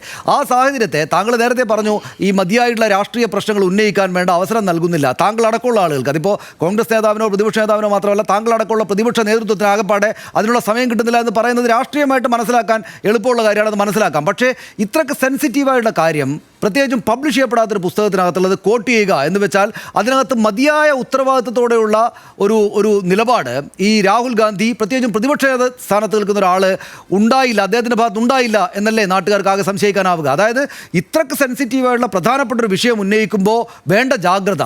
ഇറങ്ങിയ പുസ്തകം ഇല്ല, അതെവിടെ വന്നതാണ്, എവിടെയോ അടിച്ചു വന്നതാണ്. ആ ഇറങ്ങാത്ത പുസ്തകം അദ്ദേഹം കയ്യിലെടുത്ത് വന്നിരിക്കുന്നു പാർലമെൻറ്റ് വളപ്പിൽ. ഇപ്പോൾ പബ്ലിഷർ നിഷേധിക്കുന്നു, എഴുത്തുകാരൻ നിഷേധിക്കുന്നു. കഴിഞ്ഞില്ലേ ആ കാര്യത്തിൻ്റെ മെറിറ്റ് അവിടെ കഴിഞ്ഞില്ലേ? ഇവിടെ ഇപ്പോൾ എന്താ ഈ ഗവൺമെൻറ് ചെയ്തുകൊണ്ടിരിക്കുന്നത്? അവർക്ക് വേണ്ട കാര്യങ്ങൾ മാത്രമേ ചർച്ച ചെയ്യാവൂ, അവർക്ക് ഗുണമുള്ള കാര്യങ്ങൾ മാത്രമേ പുറത്തു പറയാവൂ എന്നുള്ളതാണ് ഇപ്പോൾ എടുത്തിരിക്കുന്ന തീരുമാനം. ഇപ്പോൾ പുറത്തിറങ്ങാത്ത പുസ്തകത്തെക്കുറിച്ച് ചർച്ച ചെയ്തു എന്നുള്ളതിനെക്കുറിച്ചാണല്ലോ ഇവിടെ ഇപ്പോൾ പറഞ്ഞുകൊണ്ടിരിക്കുന്നത്. എന്നാൽ ഞാൻ നേരത്തെ തുടക്കത്തിൽ പറഞ്ഞിരുന്നു, ഒരു കാശ്മീരിൽ ഗവർണറായി പ്രവർത്തിച്ച, BJPക്ക് വേണ്ടി ജീവിതം സമർപ്പിച്ച, BJPയുടെയും RSSൻ്റെയും ഭാഗമായി നീണ്ടകാലം പ്രവർത്തിച്ച കാശ്മീരിൻ്റെ ഗവർണറും തുടർന്ന് ഗോവയുടെ ഗവർണറും പിന്നീട് മേഘാലയയുടെ ഗവർണറും ഒക്കെ ആയിട്ടുള്ള സത്യപാൽ മാലിക്, അദ്ദേഹം ഒരു തുറന്നു പറച്ചിൽ നടത്തിയിരുന്നു. അദ്ദേഹം പറഞ്ഞു, പുൽവാമ അറ്റാക്കുമായി ബന്ധപ്പെട്ട് ആ കൊടിയ പ്രയാസകരമായിട്ടുള്ള സന്ദർഭത്തിൽ ഒരു എയർക്രാഫ്റ്റിന് ചോദിച്ചിട്ട് പ്രധാനമന്ത്രി അനുവദിച്ചിട്ടില്ല എന്നായിരുന്നു അദ്ദേഹം പറഞ്ഞത്. അത് സത്യപാൽ മാലിക്കാണ് പറഞ്ഞത്. അതിനെക്കുറിച്ച് ബഹുമാനപ്പെട്ട BJPയുടെ പ്രതിനിധിക്ക് അല്ലെങ്കിൽ BJPക്ക് പ്രതികരിക്കാൻ കഴിഞ്ഞിട്ടുണ്ടോ? ഇവിടെയും നിൽക്കുന്നില്ല. സത്യപാൽ മാലിക്കിനെ പോലുള്ള എത്ര തുറന്നു പറച്ചിലുകൾ നാം കേട്ടു. അവിടെയൊന്നും BJP പ്രതികരിക്കുന്നില്ല. അവരെന്താണ് ചെയ്യുന്നത്? അവർ ചെയ്യുന്നത് ഇലക്ട്രോണിക് മീഡിയയിലൂടെ BJPക്കെതിരായി, BJPയുടെ RSSൻ്റെ രാഷ്ട്രീയത്തിനെതിരായി എന്തെങ്കിലും പോസ്റ്റ് ചെയ്യുന്നുണ്ടെങ്കിൽ അവരുടെ സോഷ്യൽ മീഡിയ അക്കൗണ്ട് പൂട്ടിക്കുക, അതിനു വേണ്ടിയിട്ടുള്ള ഇടപെടൽ നടത്തുക. ഇപ്പം മെറ്റയൊക്കെ അതിനുപയോഗപ്പെടുത്തിക്കൊണ്ടിരിക്കുകയാണ്. ദേശാഭിമാനിയുടെ സോഷ്യൽ മീഡിയ അക്കൗണ്ടിലുണ്ടായിട്ടുള്ള അനുഭവം ഒന്ന് ഓർമ്മിക്കുന്നത് നല്ലതാണ്. 2, അവർ ചെയ്യുന്നത് എന്താണ്? ബഹുമാനപ്പെട്ട പ്രധാനമന്ത്രി അഭിസംബോധന ചെയ്തിട്ടുള്ള പത്രസമ്മേളനങ്ങളൊക്കെ നമുക്കെല്ലാം അറിയുന്ന കാര്യമാണല്ലോ. ആ പത്രസമ്മേളനങ്ങളിൽ ഏതെങ്കിലും ഒരാൾ കൃത്യമായ വ്യക്തമായിട്ടുള്ള ചോദ്യങ്ങൾ ചോദിച്ച് ഉത്തരം കിട്ടിയിട്ടുള്ള എത്ര അനുഭവങ്ങൾ നമുക്ക് പറയാനുണ്ടാവും? ആർക്കാണ് പ്രധാനമന്ത്രിയോട് അല്ലെങ്കിൽ ആഭ്യന്തരമന്ത്രിയോട് ചോദ്യങ്ങൾ ചോദിക്കാനുള്ള അവസരം കിട്ടുന്നത്? ഇനി ഞാൻ വീണ്ടും നേരത്തെ ഓർമ്മപ്പെടുത്തിയൊരു കാര്യം തന്നെയാണ്, ഇന്ത്യയിലെ സർക്കാരിൻ്റെ സായുധ സേനാ വിഭാഗങ്ങളുടെ ഒഴിവിനെക്കുറിച്ച് ചോദ്യങ്ങൾ ചോദിക്കാൻ പാടില്ല. ഇനി നിയമനപൂർവ്വം മാത്രമല്ല, അവരുണ്ടാക്കുന്ന കരാറുകൾ സംബന്ധമായിട്ടുള്ള കാര്യങ്ങളുടെ വ്യക്തതയ്ക്ക് വേണ്ടിയുള്ള യാതൊരു ചോദ്യമോ ഒന്നും തന്നെ പാടില്ല. പുതിയ നിർദ്ദേശങ്ങളാണ്. നേരത്തെ ഞങ്ങൾക്കെല്ലാം ഉത്തരം കിട്ടിയിട്ടുണ്ടായിരുന്നു, ഉത്തരങ്ങൾ ഞങ്ങൾ പത്രമാധ്യമങ്ങൾ പ്രസിദ്ധീകരിച്ചതുമാണ്. ഇപ്പോൾ അതിനൊന്നും പറ്റുന്ന ഒരു വിധത്തിലുള്ള പ്രവർത്തനവും നടത്തുന്നില്ല. എൻ്റെ ഒരു ചോദ്യമായിരുന്നു, ഒരു പെൻഷൻ പദ്ധതിയുടെ ഭാഗമായിട്ടുള്ള ഇപ്പോൾ ഉള്ള കുടിശ്ശികയെക്കുറിച്ച്, പ്രതിരോധ മന്ത്രാലയത്തിൻ്റെ കുടിശ്ശികയെക്കുറിച്ചുള്ളൊരു ചോദ്യം. ആ ചോദ്യത്തിന് എന്തേ മറുപടി തരാതിരുന്നത്? 1 റാങ്ക് 1 പെൻഷൻ എന്നുള്ളത് BJPയുടെ പ്രഖ്യാപിതമായിട്ടുള്ള നിലപാടെന്നല്ലേ നിങ്ങൾ പറയാറുള്ളത്? എന്തേ അങ്ങനെ എത്ര ആളുകൾക്കാണ് കൊടുത്തത്, എത്ര ആളുകൾക്കാണ് കൊടുക്കാതിരുന്നത് എന്നുള്ളതിൻ്റെ കണക്ക് ചോദിച്ചപ്പോൾ കണക്ക് പ്രസിദ്ധീകരിക്കാതിരുന്നിട്ടുള്ളത് എന്നുള്ളത് പ്രധാനപ്പെട്ടൊരു കാര്യമല്ലേ? ഇപ്പോൾ അതുപോലെ തന്നെ അദാനി ഗ്രൂപ്പിന് നൽകിക്കൊണ്ടിരിക്കുന്ന സഹായങ്ങളെക്കുറിച്ചുള്ള ചോദ്യങ്ങൾ വെളിപ്പെടുത്താതിരിക്കുന്നത് എന്താണ്? ഇവിടെ വിദ്യാഭ്യാസ സ്ഥാപനങ്ങൾ, സ്കൂളുകൾ അടച്ചുപൂട്ടപ്പെടുന്നു. അങ്ങനെ അടച്ചുപൂട്ടപ്പെടുന്നതിൻ്റെ കാരണം ഫിനാൻഷ്യലി അവർക്ക് സപ്പോർട്ട് കിട്ടാത്തതുകൊണ്ടാണ്. എന്നാൽ വിദ്യാലയം ആരംഭിക്കുന്നതിന് മുമ്പ്, യൂണിവേഴ്സിറ്റി ആരംഭിക്കുന്നതിന് മുമ്പ് അദാനി ഗ്രൂപ്പിന് കൊടുത്തിട്ടുള്ള, അംബാനി ഗ്രൂപ്പിന് കൊടുത്തിട്ടുള്ള സഹായങ്ങളെക്കുറിച്ചുള്ള ചോദ്യങ്ങൾ എന്തിനാണ് വെളിപ്പെടുത്താതിരിക്കുന്നത്? അതായത് ഈ ചോദ്യങ്ങൾക്ക് മുന്നിൽ മുഖം കുനിക്കുന്നു, അല്ലെങ്കിൽ ചോദ്യങ്ങൾ അനുവദിക്കുന്നില്ല. ഇത്തരം കാര്യങ്ങൾ നേരെ മുൻകാലങ്ങളിൽ ലഭിച്ചിരുന്ന ഉത്തരങ്ങൾ അല്ലെങ്കിൽ മുൻകാലങ്ങൾ അനുവദിക്കപ്പെട്ടിരുന്ന ചോദ്യങ്ങൾ പോലും ഇപ്പോൾ ഈ മോദി സർക്കാർ അനുവദിക്കുന്നില്ല എന്ന താങ്കളുടെ വിശാലമായിട്ടുള്ള പോയിന്റ് എനിക്ക് മനസ്സിലാവുന്നു. വളരെ പ്രധാനപ്പെട്ട പോയിന്റാണ്. ഞാനത് അഡ്വക്കേറ്റ് ശങ്കുട്ടിദാസിനോട് ആ ചോദ്യം ഉന്നയിച്ചു കൊള്ളാം. പക്ഷേ താങ്കൾ എനിക്ക് ഈ ചർച്ചയുടെ ഈ വിഷയത്തിൽ തന്നെ ഊന്നി നിൽക്കേണ്ടതായതുകൊണ്ടാണ് ഞാനിങ്ങനെ വീണ്ടും ആവർത്തിച്ച് ചോദിക്കുന്നത്. താങ്കളെപ്പോലുള്ള പ്രതിപക്ഷത്തെ മറ്റു പാർട്ടികളുടെ നേതാക്കൾ വളരെ ഗൗരവതരമായിട്ടുള്ള ഇത്തരം വിഷയങ്ങൾ ഉന്നയിക്കുകയും ചോദ്യത്തിന് ഉത്തരം തേടുകയും ചെയ്യുമ്പോൾ അത് കേന്ദ്ര സർക്കാർ നിഷേധിക്കുന്ന സാഹചര്യത്തിൽ പക്ഷേ അതിൻ്റെ എല്ലാം ഗൗരവം കളഞ്ഞു കളയുന്ന തരത്തിലുള്ള ഇടപെടലാകുന്നുണ്ടോ പ്രതിപക്ഷ നേതാവിൻ്റെ, രാഹുൽ ഗാന്ധിയുടെ ഇടപെടൽ എന്നൊരു ചോദ്യം ഞാൻ അങ്ങോട്ട് ചോദിക്കുകയാണ്. അതായത് ഇത്രയ്ക്ക് ഗൗരവതരമായിട്ടുള്ള വിഷയങ്ങൾ, ചോദ്യങ്ങൾ, ഒരു നിമിഷം, ചോദ്യങ്ങൾക്ക് മറുപടി നൽകാത്ത കേന്ദ്ര സർക്കാർ നിൽക്കുന്നു. പക്ഷേ അപ്പോൾ അതിൻ്റെ ഗൗരവത്തോടെയുള്ള ചോദ്യങ്ങൾ ഉന്നയിക്കുന്നതിന് പകരം ഇതുവരെ പബ്ലിഷ് ചെയ്യപ്പെടാത്ത ഒരു പുസ്തകത്തിൻ്റെ ഒരു കാര്യം കോട്ട് ചെയ്തുകൊണ്ട് ചോദ്യം ചോദിക്കുക, അത് പിന്നീട് ഇങ്ങനെ കുഴപ്പത്തിലേക്ക് പോവുക.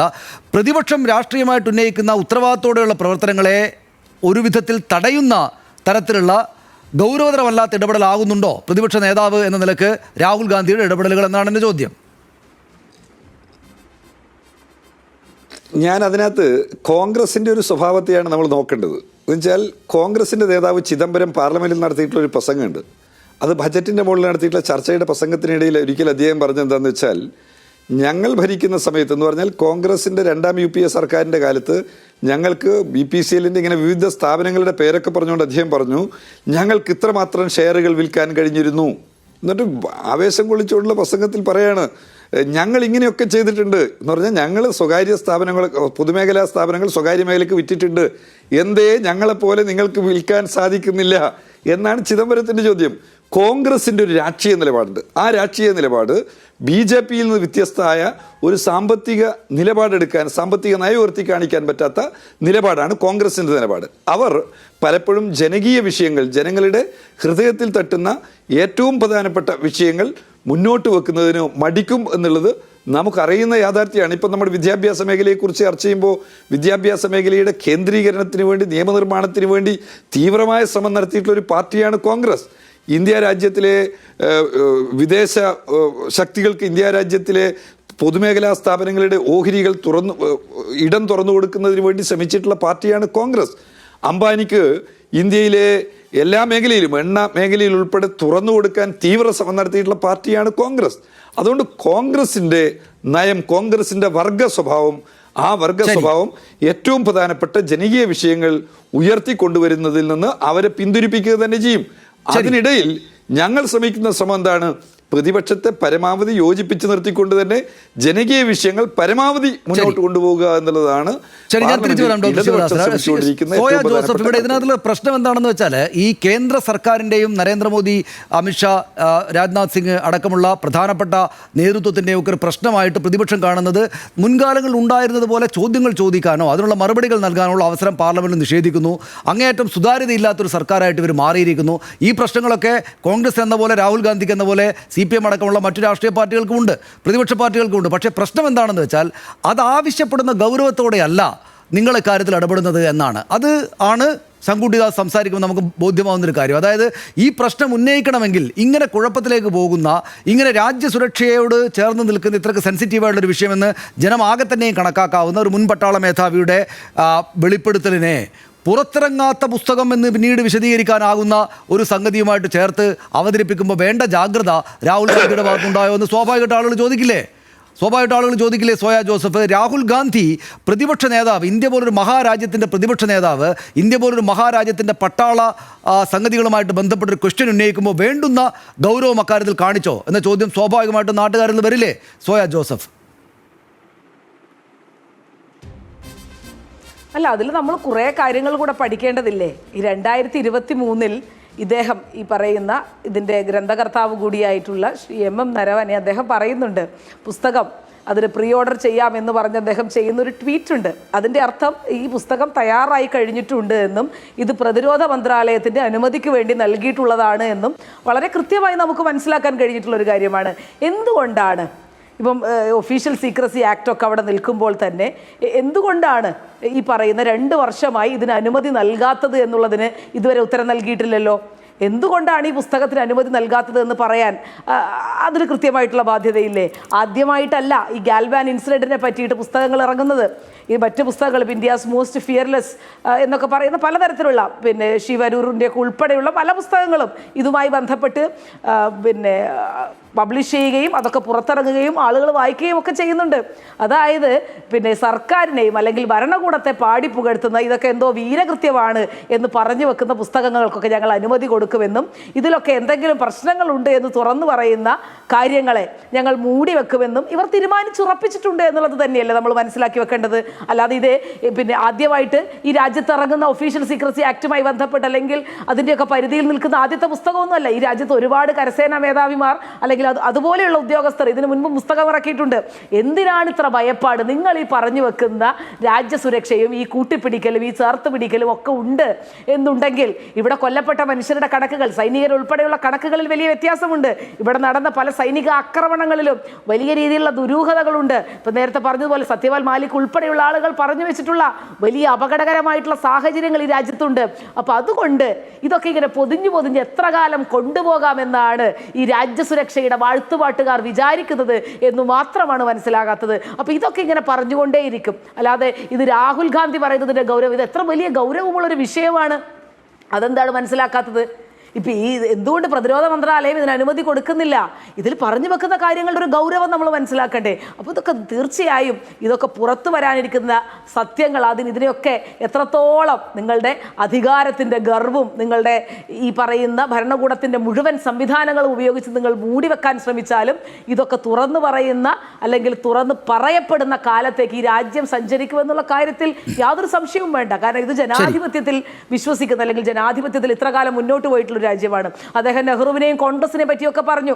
അതിനെപ്പറ്റി ഞാൻ മറുപടി പറയുന്നില്ല. ഈ രാജ്യം അല്ലെങ്കിൽ അതിലൊക്കെ വളരെ കൃത്യമായിട്ട് ചരിത്രപരമായിട്ടുള്ള കാര്യങ്ങൾ നമുക്ക് മുൻപിലുണ്ട്. പിന്നെ ഈ പറയുന്നതുപോലെ കഴിഞ്ഞ 10 കൊല്ലത്തെ പോലെ മൂടിവെക്കപ്പെട്ട ചരിത്രമല്ല ഈ രാജ്യത്തിനുള്ളത്. നിങ്ങൾ ഈ പുസ്തകം പോലെ പല കാര്യങ്ങളും ഉണ്ട്. ഇത് ഒരൊറ്റ ഇൻസിഡൻ്റ് ആയിട്ടാണ് ഞാൻ മനസ്സിലാക്കുന്നത്. ഇതൊരൊറ്റ എക്സാമ്പിൾ ആയിട്ടാണ് ഞാൻ മനസ്സിലാക്കുന്നത്. ഇതുപോലെ ഈ രാജ്യസുരക്ഷയെ സംബന്ധിച്ച് ഒരുപാട് മൂടിവെക്കപ്പെട്ട കാര്യങ്ങളുണ്ട്.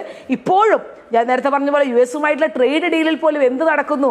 ട്രംപ് പറഞ്ഞ് ഇന്ത്യയുടെ വിദേശ നയം അറിയേണ്ട ഗതികേടിൽ ഈ രാജ്യത്ത് ഞാനും നിങ്ങളുമൊക്കെ താമസിക്കുന്നു. അത് നരേന്ദ്രമോദി എന്ന് പറയുന്ന ഒരു പ്രധാനമന്ത്രിയുടെ കാലത്താണ് എന്നുള്ള ഏറ്റവും വലിയ നാണക്കേട് തന്നെയാണ് എന്നുള്ള കാര്യത്തിൽ യാതൊരു സംശയവുമില്ല. മൂടിവെക്കപ്പെട്ട് മുന്നോട്ട് പോകാൻ കഴിയില്ല എന്നുള്ളത് തന്നെയാണ് ഇത് ഈ രാജ്യത്തിന് തിരിച്ചറിയാൻ കഴിയും. ശരി, തിരിച്ചു വരാം താങ്കളിലേക്ക്. അഡ്വക്കേറ്റ് ശങ്കു, ഇതിനകത്ത് വിശാലമായിട്ടുള്ള കാര്യങ്ങൾ കൂടെയുണ്ട്. നേരത്തെ ഡോക്ടർ വി ശിവദാസൻ ചൂണ്ടിക്കാണിച്ചു, അദ്ദേഹം പാർലമെന്റ് അംഗമാണ്, രാജ്യസഭാ അംഗമാണ്. അവിടെ ഉന്നയിക്കുന്ന ചോദ്യങ്ങൾക്ക് മുൻകാലങ്ങളിൽ മറുപടി കിട്ടിയിരുന്ന അതേ ചോദ്യങ്ങൾ ഉന്നയിച്ചാൽ ഇപ്പോൾ മറുപടി കിട്ടാത്ത സാഹചര്യമാണ്. ചില പ്രത്യേക സെൻസിറ്റീവായിട്ടുള്ള ഏരിയകളിലേക്ക് ചോദ്യങ്ങൾ ഉന്നയിച്ചു കഴിഞ്ഞാൽ അവിടെ നിന്ന് മറുപടി കിട്ടില്ല. ഇന്നിപ്പോൾ PM കേസുമായി ബന്ധപ്പെട്ടുള്ള കാര്യങ്ങളിൽ മറുപടിയില്ല. ട്രംപ് പ്രഖ്യാപിച്ചതിന് ശേഷമാണ് ചില വിവരങ്ങൾ പുറത്തേക്ക് വരുന്നത്. അപ്പോൾ സുതാര്യതയില്ലാത്ത എന്ന് വെച്ചാൽ എല്ലാ കാര്യങ്ങളും രാജ്യത്തിൻ്റെ സർക്കാർ പുറത്തേക്ക് തുറന്നു വിടണമെന്നൊന്നുമല്ല, പക്ഷേ പാർലമെന്റ് അംഗങ്ങൾക്ക് അവകാശപ്പെട്ട ഈ കാര്യങ്ങൾ കൂടെ അത്തരം വിവരങ്ങൾ കൂടെ നൽകാത്ത അങ്ങേയറ്റം അതാര്യമായിട്ടുള്ള ഒരു സർക്കാരായിട്ട് കേന്ദ്ര സർക്കാർ മാറിയത് കൊണ്ടുകൂടിയാണ് പാർലമെൻറ്റിനകത്ത് പാർലമെൻറ്റ് അംഗങ്ങൾക്ക് സവിശേഷമായിട്ടുള്ള അധികാരങ്ങൾക്കൊന്നും വഴങ്ങാത്ത വിധം ഈ സർക്കാർ ആകപ്പാടെ പ്രവർത്തിക്കുന്നത് കൊണ്ടുകൂടെയാണ് ഒരുപക്ഷെ പ്രതിപക്ഷ നേതാവിനെ വഴിവിട്ടു അതിരുവിട്ട് എന്ന് തോന്നുന്ന വിധത്തിൽ ഇങ്ങനെ ഔദ്യോഗികമായിട്ട് നാട്ടിൽ പബ്ലിഷ് ചെയ്യപ്പെടാത്തൊരു പുസ്തകത്തിനകത്തുള്ള കോട്ട്സ് എടുത്തിട്ട് ഇങ്ങനെ വിമർശനങ്ങൾ ഉന്നയിക്കേണ്ടി വന്നത് എന്ന് കാണില്ലേ ജനം? ഒരിക്കലും ഇല്ല. നോക്കൂ, ഇത് രാഹുൽ ഗാന്ധിയുടെ ഒരു ഡെസ്പറേഷൻ മാത്രമാണ്. ഇത് കോൺഗ്രസിന്റെ മാത്രം അഭിപ്രായം മാത്രമാണ്. അല്ലാണ്ട് ഇത് പ്രതിപക്ഷത്തിന്റെ ഒരു പൊതുവികാരമാണെന്ന് പോലും പറയാൻ നമുക്ക് സാധിക്കില്ല. നോക്കൂ, ഇപ്പോൾ സ്പീക്കറെ നീക്കം ചെയ്യാൻ വേണ്ടിയിട്ടുള്ള പ്രമേയത്തിൽ എത്ര ആളുകളാണ് ഒപ്പിട്ടിട്ടുള്ളത്? 118 ആളുകൾ മാത്രമേ ഒപ്പിട്ടിട്ടുള്ളൂ. ഇവർ പറഞ്ഞത് 238 ആളുകളുടെ പിന്തുണ പ്രതിപക്ഷത്തിന് ഉണ്ട് എന്നുള്ള. അതിന്റെ പകുതി ആളുകൾ പോലും ഈ സ്പീക്കർക്കെതിരായിട്ടുള്ള നടപടിയിൽ ഇവരുടെ ഒപ്പം ഇല്ല എന്നുള്ളതാണ്. 50% ആളുകളുടെ പിന്തുണ വേണം അങ്ങനത്തെ ഒരു മോഷൻ പാസ്സാക്കണമെങ്കിൽ. 21% ആളുകൾ പോലും ഇല്ല. 542 അംഗങ്ങളുള്ള പാർലമെന്റിൽ 118 ആളുകൾ മാത്രമേ ഇതിനെ പിന്തുണയ്ക്കുന്നുള്ളൂ. തൃണമൂൽ കോൺഗ്രസ് പിന്തുണച്ചിട്ടില്ല. CPM-ന്റെ മുഴുവൻ അംഗങ്ങൾ ഒപ്പിട്ടിട്ടുണ്ടോ എന്നുള്ള കാര്യത്തിൽ എനിക്ക് സംശയമുണ്ട്. ഇവിടെ CPM പ്രതിനിധി ചർച്ചയിൽ പങ്കെടുത്തുകൊണ്ട് അദ്ദേഹം പറഞ്ഞത് ജനങ്ങളെ ബാധിക്കുന്ന, പൊതുജനത്തെ ബാധിക്കുന്ന വിഷയങ്ങളൊന്നും പാർലമെന്റിൽ ഉന്നയിക്കാൻ പറ്റുന്നില്ല എന്നാ. അങ്ങനെ ആക്കി തീർത്തത് ആരാണ്? നോക്കൂ, ഇത് ബജറ്റ് സെഷനാണ്. ഈ രാജ്യത്തിന്റെ ഏറ്റവും വലിയ സെഷൻ, 3 പാർലമെന്ററി സെഷനുകളിലെ ഏറ്റവും നീണ്ട സെഷനാണ്. ജനുവരി 28 മുതൽ ഏപ്രിൽ 2 വരെ തുടർച്ചയായിട്ട് ബജറ്റിനെ പറ്റി, ആനുവൽ ഫിനാൻഷ്യൽ സ്റ്റേറ്റ്മെന്റിനെ പറ്റി, നമ്മുടെ സ്പെൻഡിങ്ങിനെ പറ്റി, നമ്മുടെ ഇൻകത്തിനെ പറ്റി ഒക്കെ ചർച്ച ചെയ്യേണ്ട ഒരു സ്ഥലമാണ്. ഫിനാൻസ് ബില്ലുകൾ പാസ് ചെയ്യേണ്ട സ്ഥലമാണ്. ആ സ്ഥലത്ത് ബജറ്റിനെ പറ്റി ഒരു ദിവസം പോലും ചർച്ച നടത്താതിരുന്നതിന്റെ ഉത്തരവാദിത്തം ആർക്കാണ്? ഈ പാർലമെന്ററി സെഷനുമായിട്ട് ഒരു ബന്ധവുമില്ലാത്തൊരു വിഷയം നന്ദി പ്രമേയ ചർച്ചയ്ക്കിടയിൽ ഒരു വിവാദ വിഷയം കൊണ്ടുവന്നിട്ട് അതിന്റെ പേരിൽ അത് സംസാരിക്കാൻ അനുവദിക്കാത്തതിന്റെ പേരിൽ 6 ദിവസം തുടർച്ചയായിട്ട് സഭ തടസ്സപ്പെടുത്തിയത് ആരാണ്?